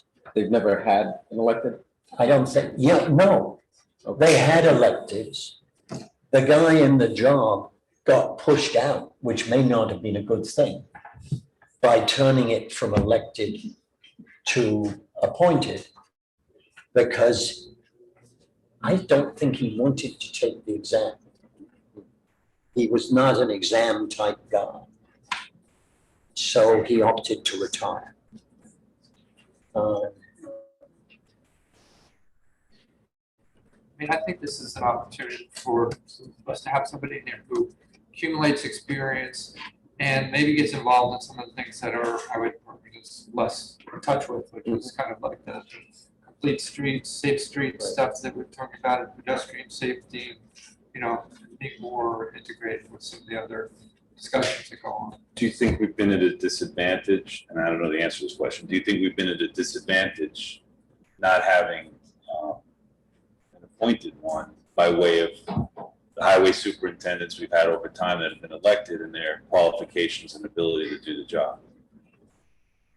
Yes, to some extent, when we have had town supervisors and superintendents of highways who did not see eye to eye on virtually anything. The independence of the highway department became problematical. One of the times when I realized this wasn't just the Lewisboro thing was when I was invited to the highway superintendent's conference up in Cornell. And the purpose of me being invited to a superintendent's to a highway conference was to explain why Lewisboro was so unique, or I and Peter were rather unique because we got on together. And this apparently was rather different from 95% of my audience who couldn't understand why we weren't at odds with each other. What concerns me is if I'm understanding, is long-term economic cost. If we have somebody that's an appointed position and serves a number of years, the economic costs to the town for that long-term employee, which we're gonna have to pay over the course of their lifetime. Yep. So based upon current existing policies, as far as say someone is appointed, they're in the position for a certain period of time, and then they retire, then we're going to have an economic cost to the town for the rest of that individual's lifetime. I think we will have that economic cost with Peter Rippinger. Yeah. But that's based upon how his existing tenure has been as an individual. So if the electors knock somebody out, it helps us out with the budget. I don't know if that's something to sort of engineer your policy around. Yeah. Currently, we have the largest budget in town. Right. Completely out of control in the way it's administered by the people at this table. You have no say in how the highway budget is spent. Because of the fact that it's an elected position. Yes. So this, all right, so on the positive side, this gives us more, there's more fiscal accountability based upon having control over the highway budget, which doesn't operate independently and separately with an independently operated official. That's number one.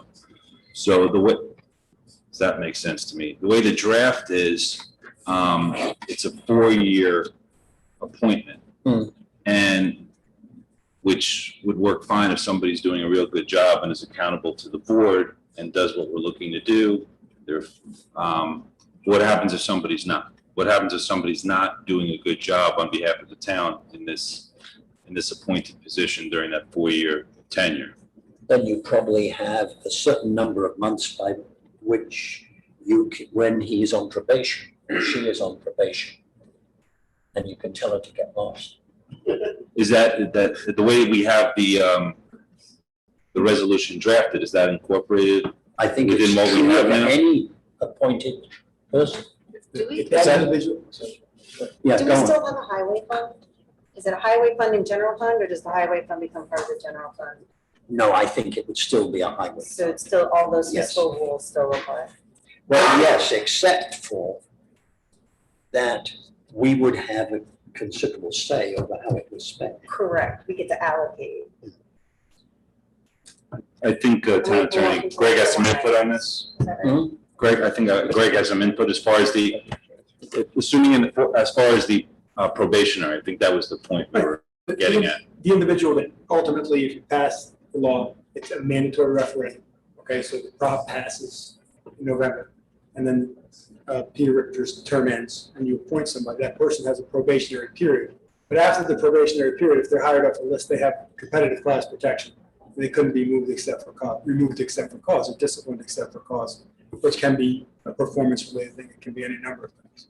Probationary period is what it is. You can. And what is that? It's a period where the person cannot be made permanent. No, what's the length of that? Sorry, 1 year. 1 year from hire, okay. We also have the opportunity to discuss, so we don't have to vote on this. Yeah, we should if we want to get it on the ballot. Oh. And if we don't get it on the ballot, then, or if nobody, assume that there is a referendum. It's a mandatory. It's It has to mandatory, go on the okay. ballot. The abolishment of an elected position under the municipal home rule law requires a mandatory referendum. All right. So by timing, we have to do this tonight? It's Yes. more favorable to the November election, yes.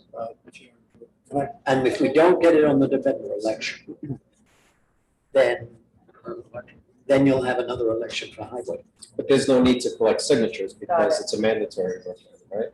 It will appear on the ballot as a proposition for everyone to vote on. So we still have to decide tonight? Yes. Yeah, let's vote then. Can we vote? But let me just, that was an interesting point you made about the budgets, and I was curious, but do the budgets become more, are they drawn together in the sense that, like, we want to do a line item transfer, which is what, we have a facilities department and highway department, and a lot of times there's, a little bit of overlap in having the ability to optimize between those two a little more budget-wise, whatever. Sounds like a good thing. Is that so? Is the If we budget? really wanted to do that, then we would have to go to a DPW. Okay, well, step by step. Okay. Let's vote. Anyway. Do you want to do a roll call? I didn't. Well, I'll make a motion to approve this, this law to Hold on a make. second. I just have a question. Come on, Sheila. Which way is the superintendent have more accountability as elected or with the civil service to the town supervisor? To I whom? would think to the town, I guess, right? To the town. Accountability to whom? To the town supervisor. If he's appointed. Appointed, If he's appointed, or she. more accountability, As opposed to be elected, correct. even with civil service. Yes. Right, yeah. Okay, let's. There's another question. We have to. Do we But want let's- to reopen the public hearing then? This is exactly what I swore not to do. Okay, so. We still, I'm moved to, wait, let's do it properly, so. Okay, I reopen the public, I propose we reopen the public hearing. For Mrs. Record. Second. Discussion. All in favor? Aye. Andrea Rendo, South Salem. Just a suggestion, it seems that Many of you have questions as to how it's going to work and how the civil service exam comes into play and what type of protections or not protections an appointed position would have under civil service, et cetera. My question to you is, if time is of the essence in order to get it on the ballot in November, as a body, you could vote to have a special meeting so that you have time to discuss it, whether it be, an executive session amongst yourselves, ask the town attorney questions about how it would work, just to make sure you're sure on how you want to vote, have a special meeting, notice it properly in enough time to get it on the ballot. That's just a suggestion. No, I know, but it just seems that as though some of you have lots of questions that haven't been answered prior to tonight, so perhaps the discussion should have started happening maybe a couple months ago before tonight. And if you're uncomfortable voting, not having all the answers, my suggestion would be to call a special meeting where you vote in public, but you give yourself at least maybe to the end of the week or so just to answer your questions and feel better about how you vote on it. That's all. Greg, what's our time window for that? Have a special meeting. Yeah, as far as, and getting it for November. this is the second comment on All the right. same public hearing. Paul Tuck from South Salem again. I would like consideration of the 4-year term limit and what would happen after that 4-year, whether through civil service you couldn't get rid of them, and if that be the case, then why have a 4-year limit? As well as if I was someone looking to fill that position, I would hesitate to do it knowing that I would only be there 4 years and be at risk of losing my job. Thank you. In order to get it on for November, what's our, if we want, how much time do we have as far as we want to have a special meeting? Do we have a window for that? The 19th was really the date that you wanted to have it done. Okay. Special meeting you could have on whatever notice is practiced. There's no minimum notice, as much as you could possibly get. Does that answer your question? Yeah, so we have a week basically to decide. Yeah, Do we have a quorum at any time in that period? well, do we have to do it, and we have to, we're required to do it in person, right? Yes. Okay.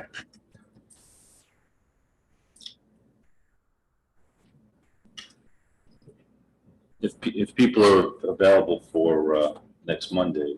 No, I'm out of town. I'm out of town. Now, you may be able to get 3, which is all you need. And a town clerk. Your town clerk is on vacation. I mean, I'm pretty comfortable with this right now. Yeah, I'm interested in this, because this is not a new subject. We Yeah, are, I mean, I'm we talking raised about it, so this now I'm a little several uncomfortable with the optics of the Yeah, I suggestion think of we're the just special confirming meeting and some of just the points. that have the all these audience got. questions. These questions are newly presented. We've discussed this quite a bit, but. Well, we haven't really But discussed now this in I feel a detail. little bit, I would feel a little bit silly, to be honest with you, not to do the special meeting, because obviously it looks like we don't have our act together on it, and so I can go either way, I'm easy. I'm ready to vote, I also feel like optically, it doesn't look like the board is ready to vote, and I'm really tired of that. Yeah, I mean, I'm ready to vote, I'm comfortable with it, but I thought the point about the 4 years was interesting. not sure that that really does anything for us. If it's essentially an employee, like a Dana or something like that. And, you know, if in the worst case, you know, there was performance issues and you want to remove, you're still facing the same process. Then as far as I'm concerned, the 4 years doesn't really do anything, and we could eliminate that part. Yeah, if we eliminate that, then that's a new trigger because it's a substantive change. We have to renotice from a time perspective. When do you go on Yes. vacation, Gina? Yes. Friday. So we need a quorum with Janet before Friday to do a special. And I agree with you. I think another thing that gave me pause was that 4 years comment. That makes a whole lot of sense to me. And so now it's like, oh, now I'm reconsidering. It seems like Rich could benefit from it, and we could all benefit as a board by getting, you know, before we. So for me, like, you know. And the way it's written, the board shall appoint a superintendent who shall, which is mandatory, hold office for a term of 4 years. And can then be reappointed. Is that how Dana's works? Dana has got a contract. And I don't know how long it is, but I can remember hers coming up for review.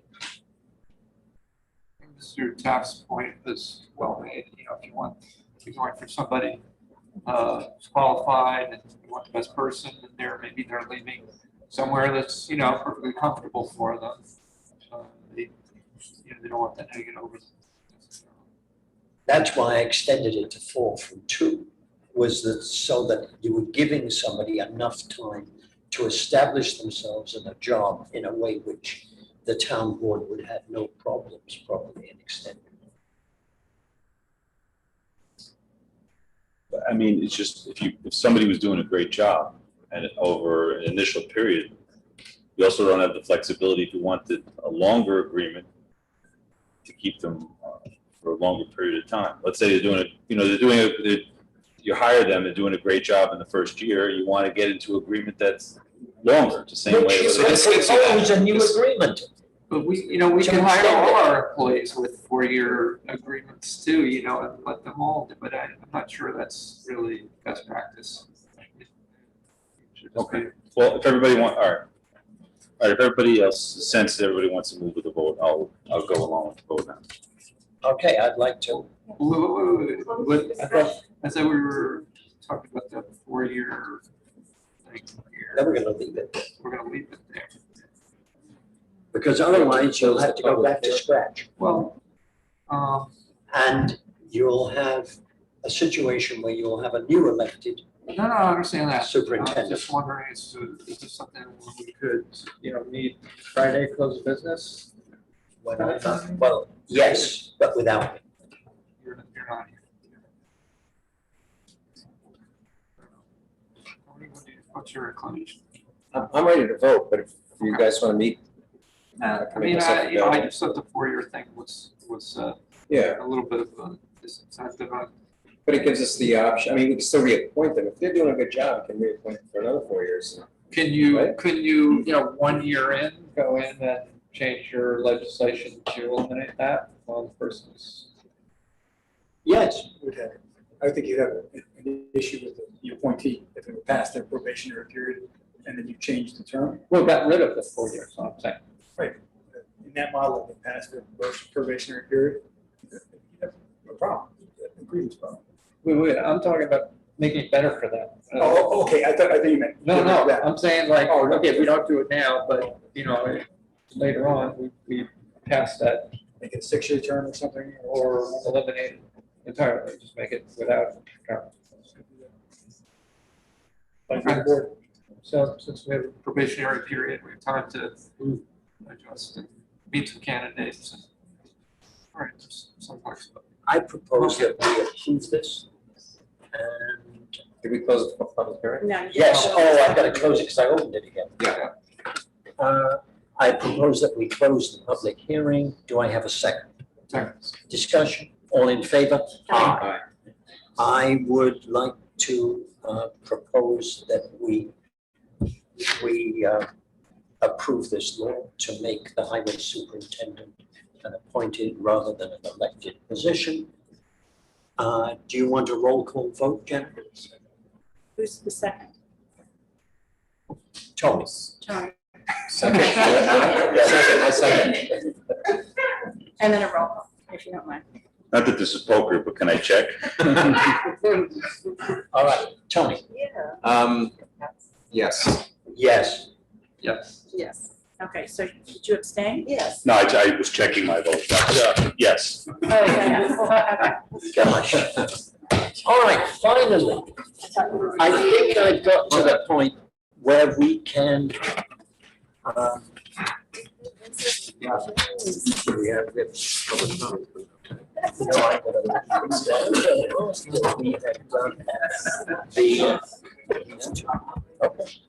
Because look, we've kept people waiting. I know, but we're just going out of sequence. It's Right, tough.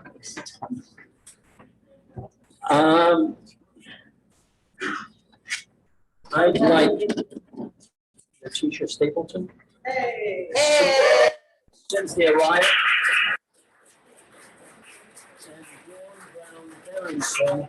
Brown Berenson. To be adopted by the town board of the town of Lewisboro at tonight's meeting. That whereas Letitia Stapleton, Cynthia Ryan, and Dawn Brown Berenson took it upon themselves to organize the town of Lewisboro's first Juneteenth celebration on Saturday, June the 19th, 2021 at Ontrue Farm Park. And whereas Letitia Stapleton provided the music, heart, soul, and determination to celebrate with our community, as well as rent the space in her name. And whereas Cynthia Ryan constructed an 80 feet visually stunning and historically packed timeline detailing American history centering the Black experience, as well as providing her pristine executive functioning skill of attention to detail, measuring for decorations, providing speakers, and creating a spreadsheet to capture those details for the team. And whereas Dawn Brown Berenson transported the audience with her oratory skills during a reading of Mary.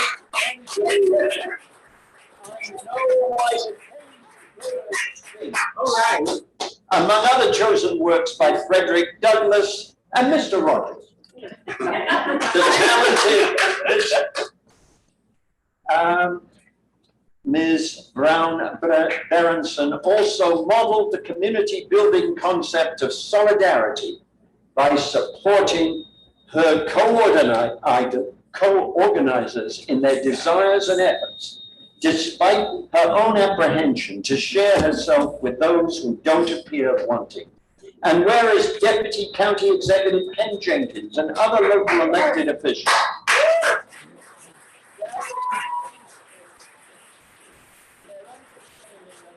Lives Matter and acknowledging that we weren't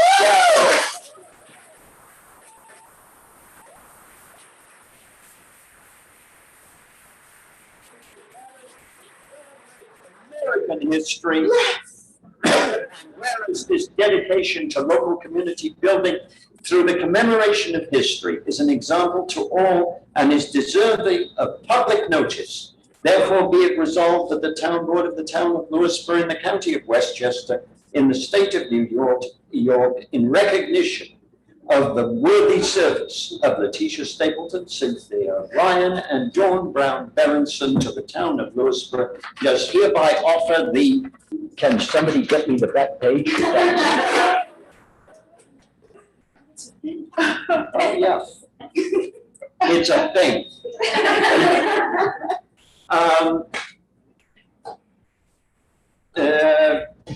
Be it further resolved that this resolution be spread upon the minutes of this July 12th, 2021 town board meeting for future generations to see, and that a copy be presented to Letitia Stapleton, Cynthia Ryan, Dawn Brown Berenson, and Deputy County Executive Kenneth Jenkins, dated at South Salem, New York, on this 12th day of July, 2021. Can I have a second, please? Second.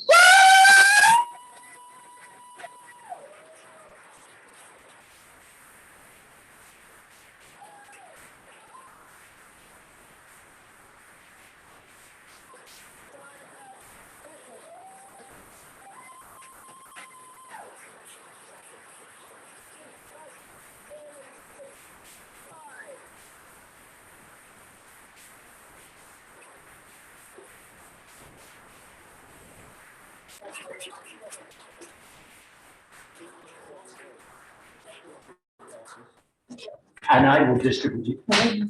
No, I'm so happy. don't cry about it. That's my baby.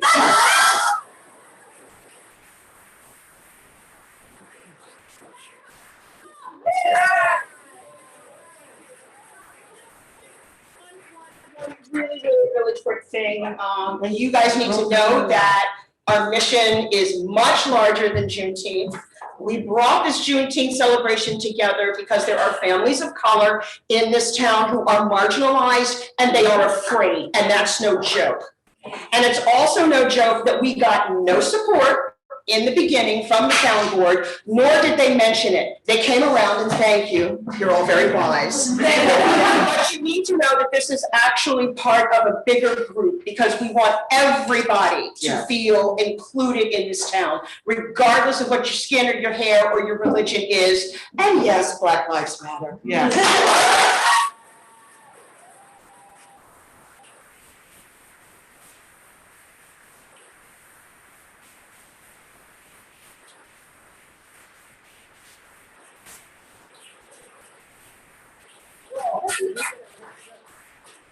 Rob. This is something I want you to hear. Rob. This is our theme song.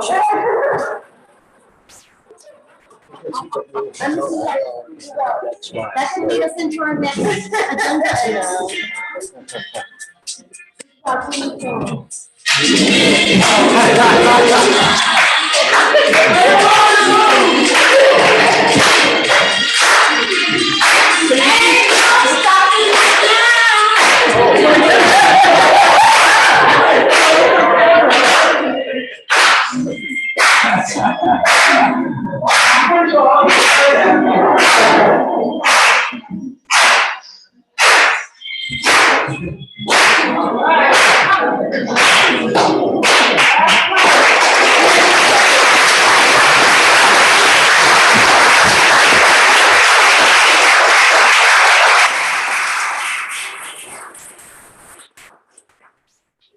I appreciate it so much. You're welcome, and you deserve it. Thank you. We have more heroes. Oh, there's some more. So we're gonna invite us the Pride Task Force. Yes, well, you know who they are. Yes, so the Pride Task Force, come on up for the same, all of you with your shirts.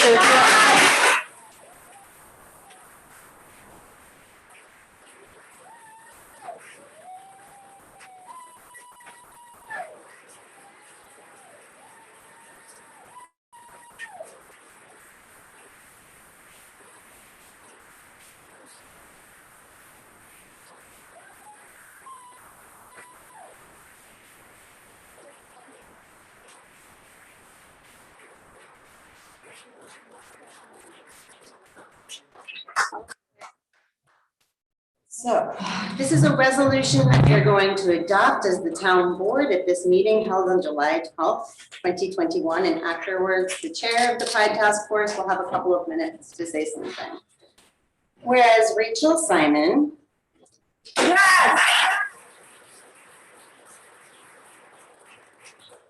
Enthusiastically volunteered to chair a task force created to organize Lewisboro Celebrates Pride Month activities for the month of June, which served as the catalyst for the town board to pass a resolution declaring June LGBTQIA+ Pride Month going forward in the town of Lewisboro.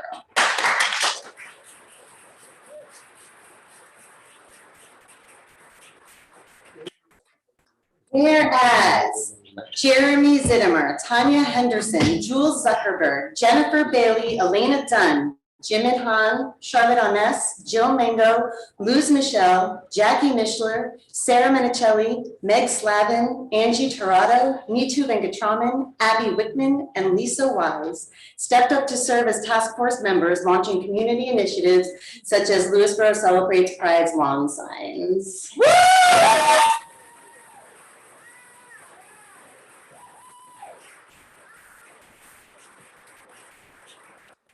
Whereas a message was broadcast to the youth of our town that there is community alongside you regardless of your gender or sexuality.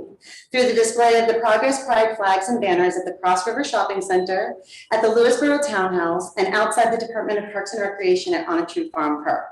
The flag's colors symbolize LGBTQIA+ pride with a chevron of white, pink, and blue from the trans pride flag, indicating the trans community's vital role in driving progress. And another chevron has a brown and black stripe to center our commitment to queer and trans communities of color who are in most need of quick change.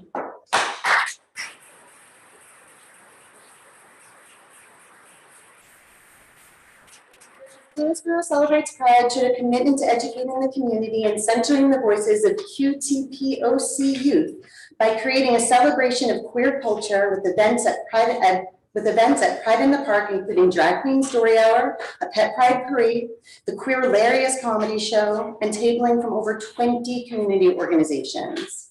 And whereas Harry Hepler led the Katona Lewisboro School District Sexuality and Gender Alliance Club to provide a week-long program of student-led activities for the entire student body, centering the voices and priorities of queer and trans youth.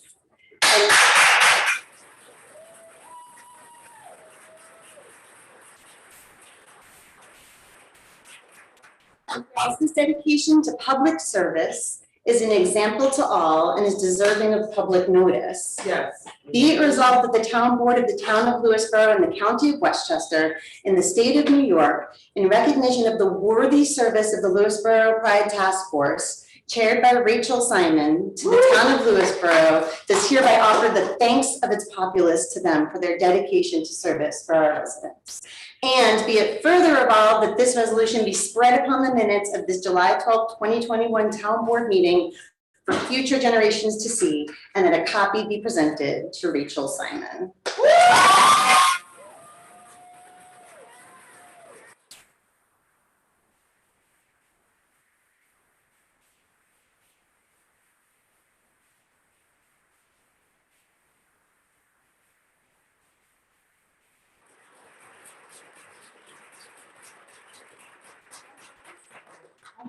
Before Rachel gets started, that there are some projects, I've worked on so many projects, we've all worked on so many projects, and there are some projects that are just so special because of the people you meet. This individual here is one of the most loving, compassionate, thoughtful, organized, calm people I've ever met. And it was just like kind of a magical, and then everyone joined immediately and it kind of rolled from there. So this is a really special person. We're really lucky to have her here in town. Thank you, thank you, thank you.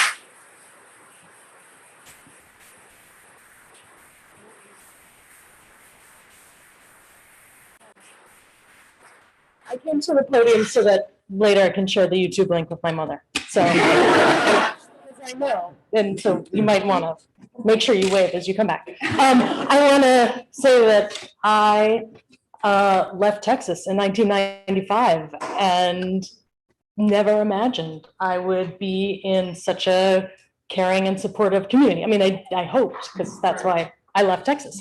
And I really enjoyed working with all these amazing people who designed this cool T-shirt. Thank you, Tanya.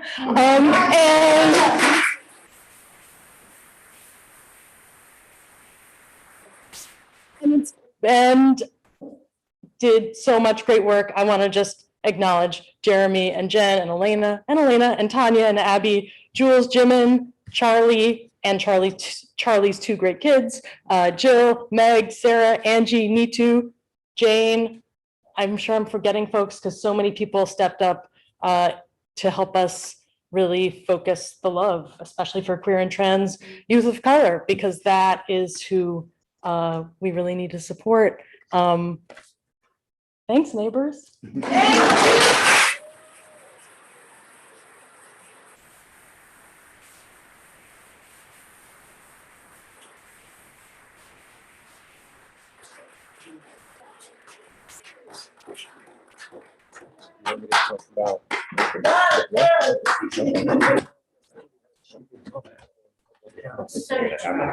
Yeah, okay. I guess that I'm making the movement to pass this resolution just read on loud for the minutes. If somebody would like to second. I'll second. All in favor? Discussion, all in favor? Aye. Thank you. All right. Thank you. This is neat. What do you need to say? I need to say thank you for all stepping in at the end of everything. Actually putting together, thank you all for coming, stepping up, helping out. Well, just do it again and you'll get even more people. All right. Before we go to the public comment period, I've invited Tony to talk specifically about Oak Ridge Water. Yes, yeah. No, Water, yeah, water district. We're gonna talk So I think that about there's been a lot of information out there about the situation at Oak Ridge, which I've been working on. I am the town board liaison to the Water and Wastewater District. So I just wanted to share some notes of where we are, just to clear up some of the information that's out there. So the main issue we have as a result of New York State lowering their what they call the maximum contamination level, or MCL, of a substance called perfluoroalkyl and polyfluoroalkyl, PFAS for short. They lowered it from 70 parts per trillion, which is an EPA standard, and also the state of Connecticut has that standard. They lowered it to 10 last year. And then the Department of Health required that we test our water, the wells, and the water treatment, the water that comes out of it, for that substance. And we did have a well, that the source water, that's the groundwater, is coming up contaminated. It's above 10 parts per trillion. It was measured at about 14 and a half. That was one well out of all the wells that we use at Oak Ridge. The effective, the water leaving the plant to the community is still below that standard, the health department standard. But because we exceeded that 10 parts per trillion, the New York State Department of Health required a corrective action to address that situation. The corrective action plan was submitted to the state before the end of May, which was the deadline. It's basically another step in the filtration process that's going to include granular activated carbon filtration, which is going to require an expansion to the plant to put in these large vessels holding the media. The cost of that project is 1.6 million to close to 2 million. And so but again, the water leaving the plant is below those levels. Just a side note, we were actually considering bringing water from Connecticut to here, treated water. Had we done that, we would have been having contaminated water come to New York, to Oak Ridge. So just as a side note, so folks are aware. How do we pay for that project? So we had, there's federal earmarks that were brought to our attention from Congressman Maloney's office. He reached out to his district. And there's something called the State and Tribal Assistance Grant, which hadn't been provided in years. It's part of the federal earmarks that go into the budget discussions down in Washington. Our project, we submitted a request for $1.8 million. Our project was one of 10 selected by Congressman Maloney for his district. So we're fingers crossed we'll get that money.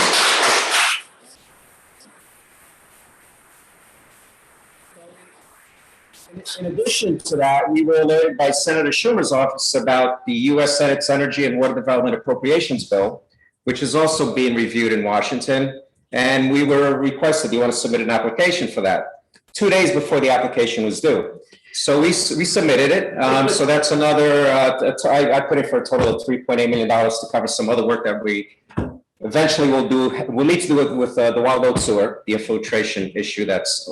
It's not an issue, but it's in the future, we need to take care of it.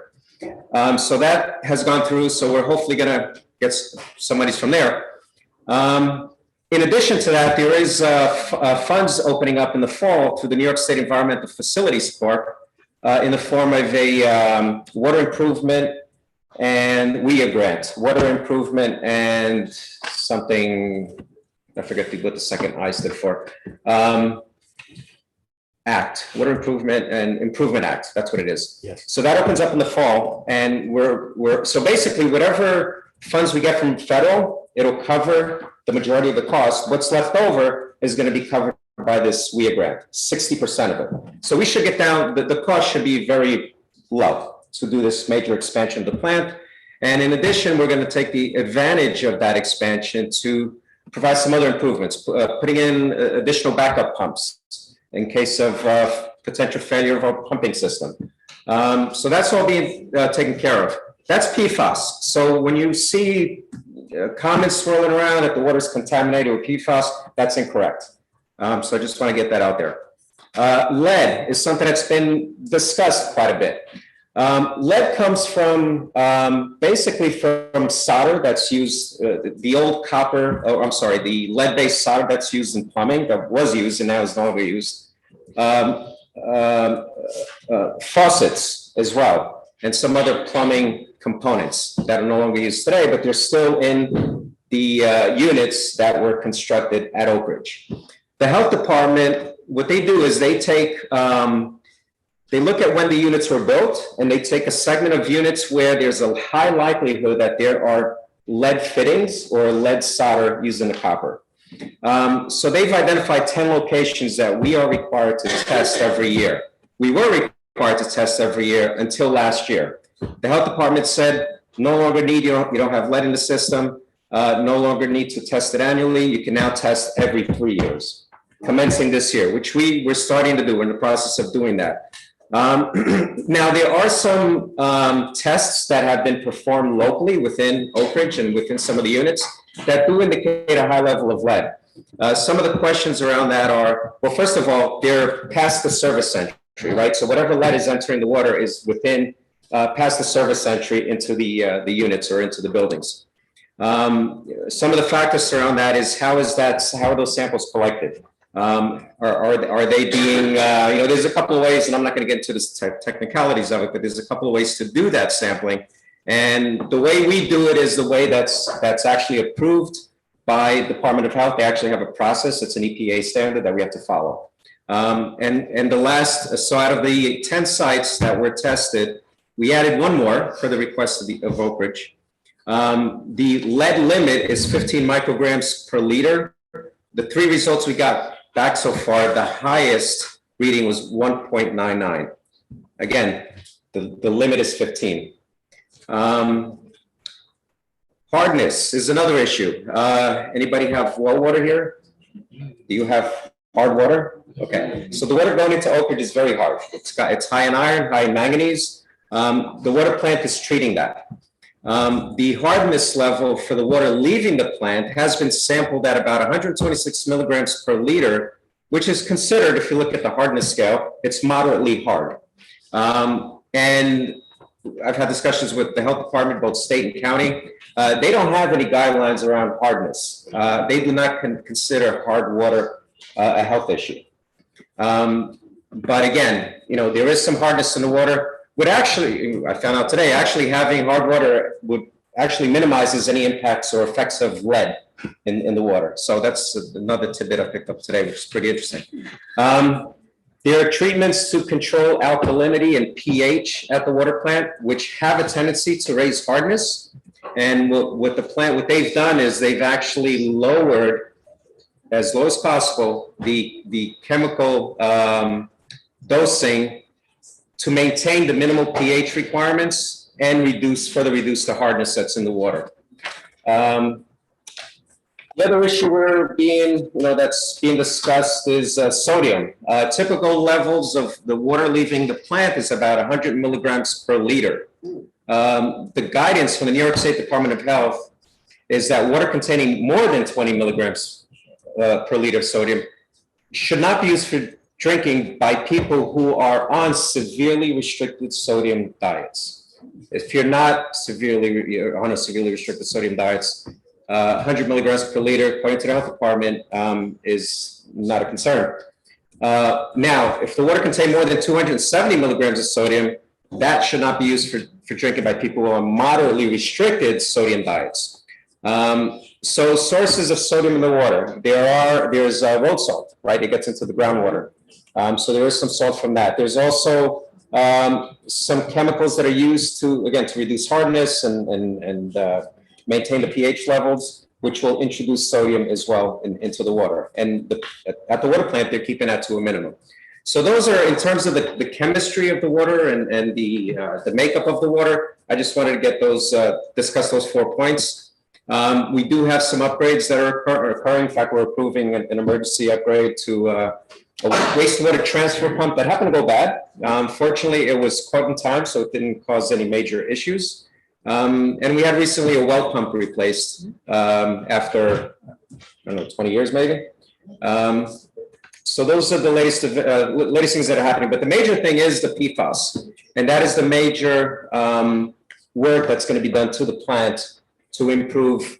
And this will not only bring the PFAS levels down to what they call non-detect, which is basically zero, but it also provide a lot of improvements to the water in terms of water quality, water clarity, and also take care of a lot of other issues like THMs is an issue we took care of in 2019, which was another thing that the health department required us to invest some money into to take care of that. But there's still, if there is any additional resurgence of THMs that the current systems can't mitigate, the GAC or granular activated carbon will do that. So I just wanted to get that out there because there's been a lot of questioning and a lot of commentary about Oak Ridge and where we are with the water. So hope that was helpful.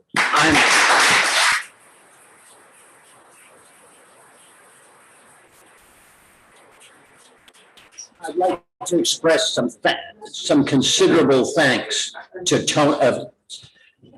Tony for working incredibly hard on what is a difficult subject, and I'm really thankful that I've actually got somebody with an engineering background on the town board instead of relying on an Oxford economist to work this out, which would have been hopeless.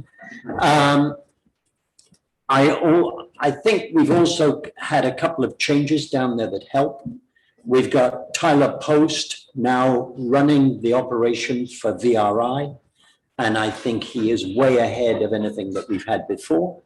And finally, we've got Robert Flores taking the lead for Delaware, and he is one of the few guys, I think either the one or the two people in New York State who've handled PFOS in another situation.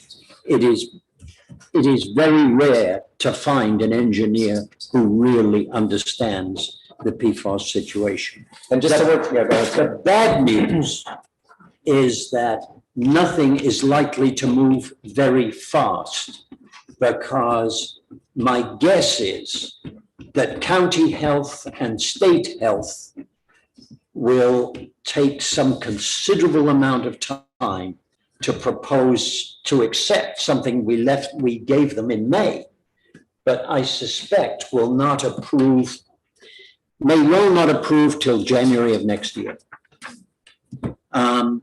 But we're in spec now. Yeah, let me just add to that. So I had a phone conversation with the contact that I have now established over at the New York State Department of Health. So they have, they're going through a lot of these because of the fact that New York State decided to lower this threshold. We're not the only ones that have encountered this issue. North Salem has it with one of their school districts and one of their also public water supply systems as well. And this solution is what they're all implementing. They do have a pipeline of engineering plans that they're reviewing, so it is going to take a little time. But we're pushing them to get it done as quickly as possible so that we could start the planning, go out to bid on the work, and get things moving. And in my mind, the consensus is that we're gonna end up with a plant and water quality that's probably better than anybody else in town, you know, better than our standard, well-worn. Right. So, and then we have, there's going to be future work that's going to be required on the wastewater side, but we need to plan that out. I'm already putting together a capital plan for those items, and we will need to be planning for that in the future and applying for grants that fit that particular work. Thank you, Tony. You're welcome. I'd like to open the meeting to public comment. Does anybody wish to comment? Yes, the lady over there does. Yes.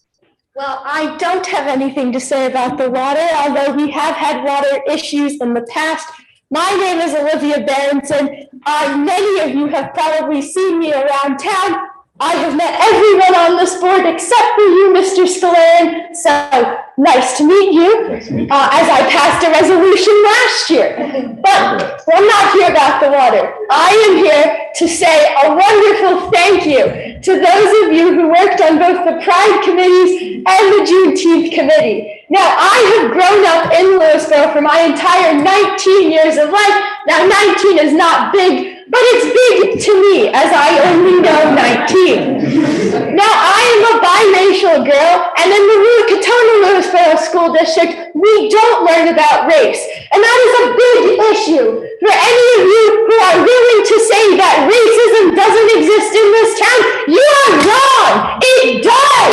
So open your eyes.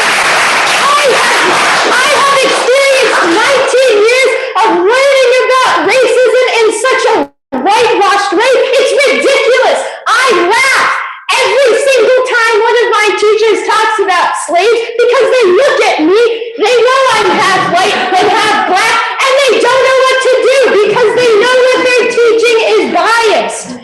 Now, I want to thank both committees for making sure that the people in this town are welcome, that the people in this town are included. It is amazing that our new sign, that our shirts for Pride had the stripe for the people of color. Thank you, Janet. I appreciate you. Now, I just want to say that racism exists in this town, and for those of you who are going around toting Blue Lives Matter, saying that racism doesn't exist, please know it does. Please know that I live at 43 Mountainville Road, and I am not afraid to deal with you, as I am only 19, and I've got young legs.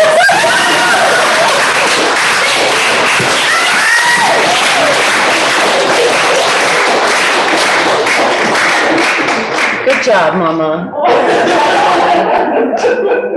Does anybody else wish to take advantage of the public comment period?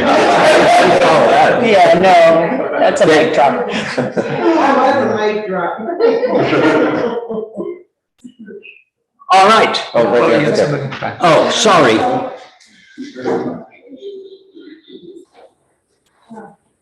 Hello.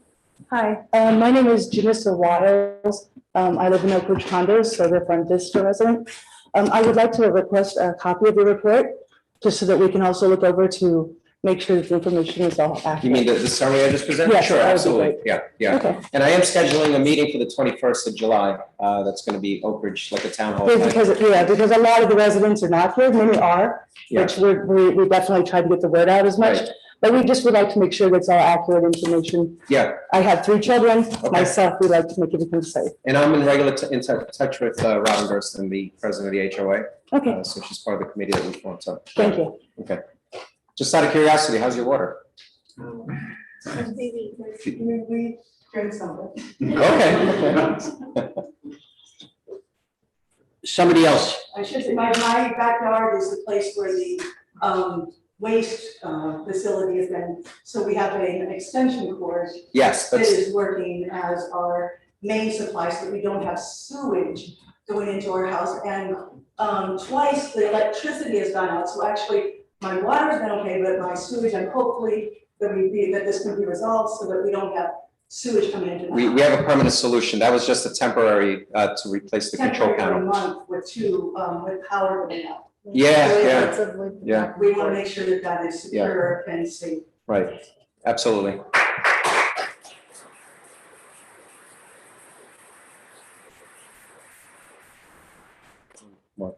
Okay. Good evening. My name is Mark Robbins, Lewisboro.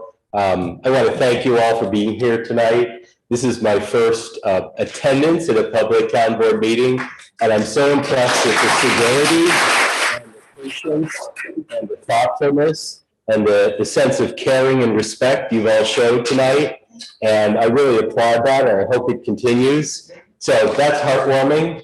And I really appreciate the fact that all the board members individually and collectively apply themselves to these broad and technical issues of humanity, wastewater treatment, water pollution control, highway department, hiring and so forth. So I think that's really exceptional. I think Jane has done an excellent job at helping to craft and create recognition for the Juneteenth event and the Black Lives Matter event and the Pride event, and I think that's terrific. I really my hat goes off to Tony for applying his technical and engineering background to address these complicated engineering matters for the community. And I think you're all doing a great job, so I wanted to ask you to continue and have a great night. Thank you. Thank you much.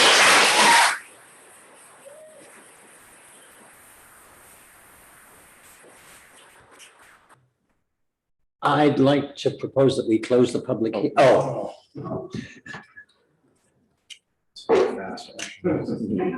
So Adam Wiles, also Oak Ridge, that was my wife who was just up here a little bit ago. I fully agree with what she said, but at the same time, when we came to this meeting tonight, we did not know all of this huge report that we just heard from Tony Goncalves. So I want to say that we definitely appreciate all of the very hard, detailed work that you're doing. And I feel a lot more confident that something is going to happen that will be really positive. So thank you. Thank you very much.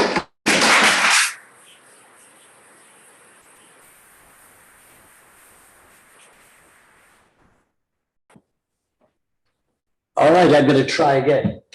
I'm going to propose that we close the public comment period. Do I have a second?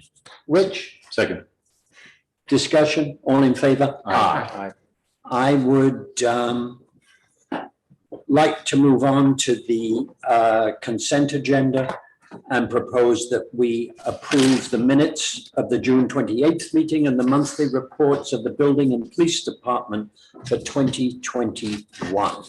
I think the Building Department would like to point out how much money they made. Yes. In $172,756, which is a fairly extraordinary amount of money, mainly because of the affordable housing going in on Route 22. And just for comparisons, that's it was same time last year, it was 106,000. Yeah, and we got 80,000 from Route 22. Yes. So I move that we approve the consent agenda. I'll second that. Discussion, all in favor? Aye. I'd like to move on to unfinished business and propose a resolution to accept the bid for Fox Valley, for the Fox Valley driveway repaving project, which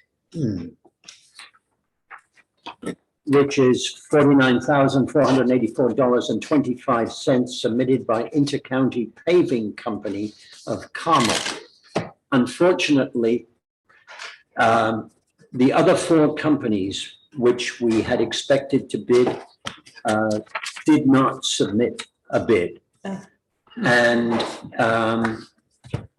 but the 49,000 is what we believe to be a reasonable bid for the job.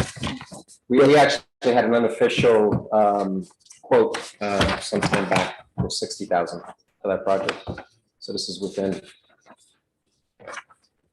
And it's a matter of like per square foot kind of thing, it matches up the expectations. Yes. So I'd like to propose that we accept that bid. Do I? Second. Second, discussion? Could we have a brief 30-second overview by somebody who might be an engineer as to what they'll be doing in the parking lot? So the parking lot, it's not the parking lot, it's actually the entrance. You know, when you go into Indian Hill, then you make a right. It's that section before you get to the parking lot. So it's been basically it's been remedied over the years with filling potholes, and those potholes are constantly because of the water and just because it's at a point where it needs to be repaved. So we're actually rather than continuing to fill potholes and then have to fill again, we're going to repave with a top coat and then 2.5 inches of. Just like when it happens in your driveway, if you get a pothole, you feel. Yeah, so it got to the point where it was really bad, and with COVID, there wasn't as much maintenance. There wasn't any fuel usage, so it kind of it got worse. Yeah, so we were getting people were saying like my car. It was bad. Yeah, actually went over there. It was pretty bad. So so It's a we good thing. People have been wanting this for years and years. Yeah. So our time frame is to be able to complete that. Hopefully by maybe August. We're waiting on the contractor to get back to us. Yeah. All right. We need a vote on that? Yes. Roll call, please. Roll call. Expenditure. All right, I propose that we accept this bid.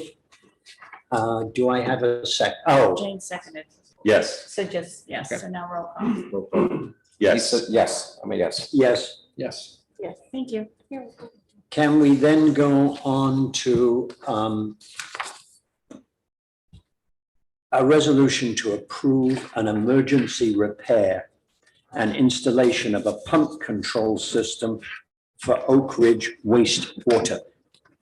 Tony just referred to this in his summary, and it was not something that we felt, or that I felt at least, and neither did the engineers feel, that it was something we could wait on. So we declared it an emergency, and the cost estimate for the work is $32,346. That's right. And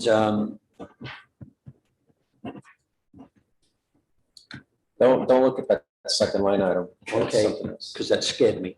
$150,000. That's for basically there's a well with pumps below ground, and we're not at the point where we need to move those pumps up above ground.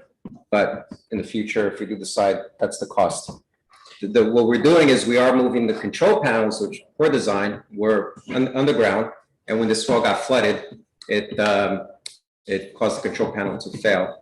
So we're replacing the control panel above ground, which means rewiring, new alarm system, new floats, check valves, things like that. Would you like to propose that we accept it? I propose that we accept this bid from Anderson Brothers Electrical Inc. Yes. In the amount Oh, of there it is. $32,346. Second. Discussion, all in favor? Aye. And roll call, please. Is there an expenditure? So we have to roll call. Rich? Yes. Yes. Yes. Yes. Thank you.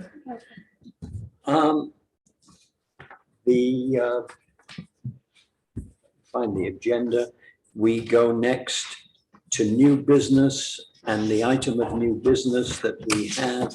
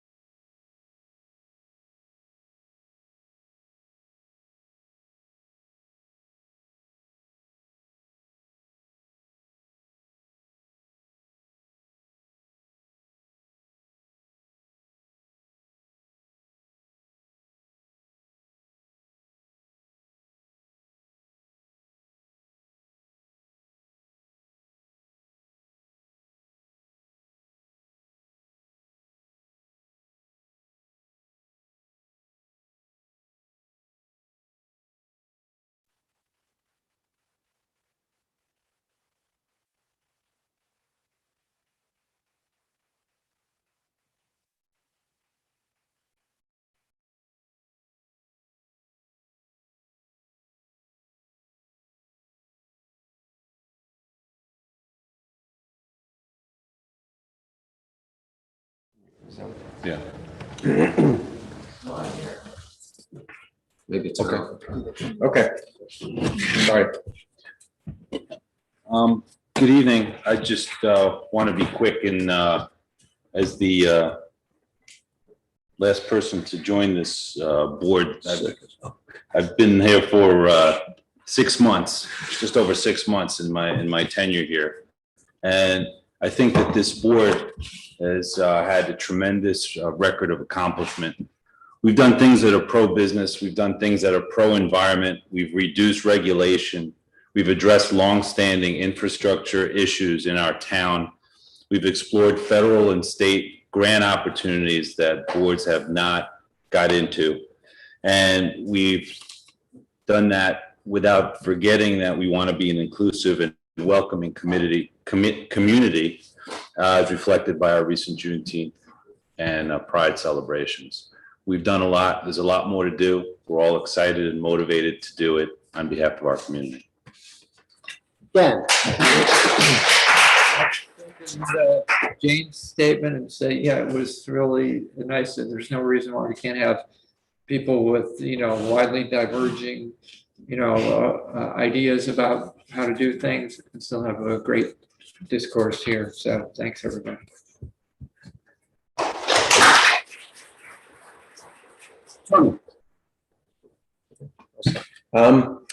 Yeah, so Dawn, Cynthia, Tisha left. Congratulations, the Pride folks, congratulations, great events. Another great event we had was the pool party. It was our 4th of July pool party. It was put together last minute. I think Dana and her team for doing that and the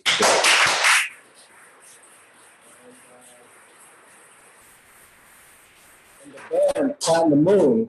Great band. We picked them up last minute that weekend, and which is why we did it on Monday instead of Sunday, but it would turn out to be a better day for it. So it was a great event. Apparently it was the largest turnout we've had in the pool ever from the people that work there. So great event. Thank you all very much, and see you next time.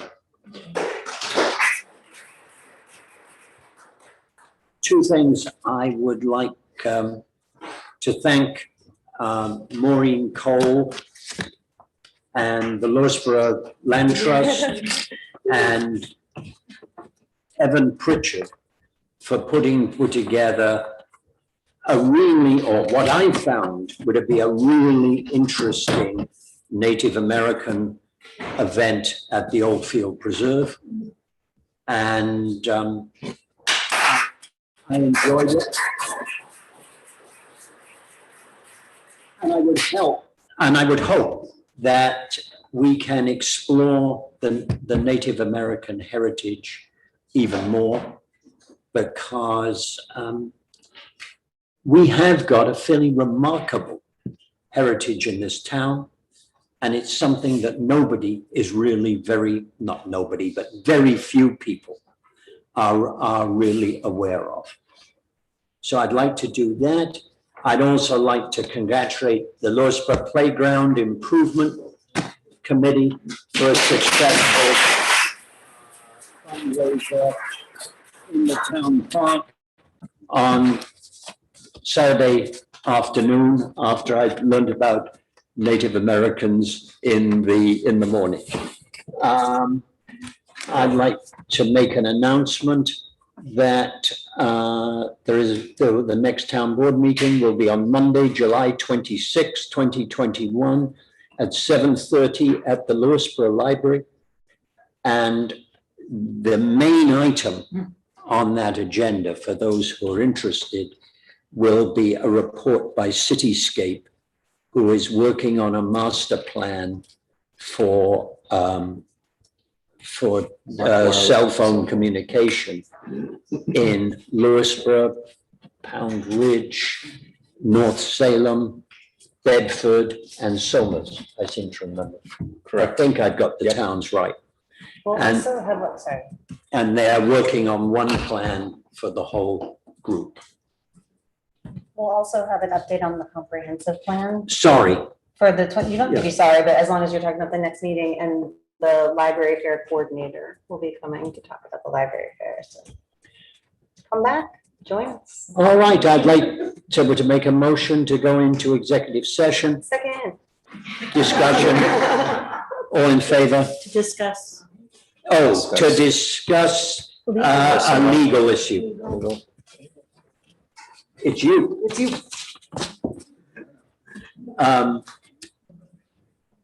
I said, oh, did somebody second it? No. All right, Sure did. Tony seconded. No, I seconded it. Oh,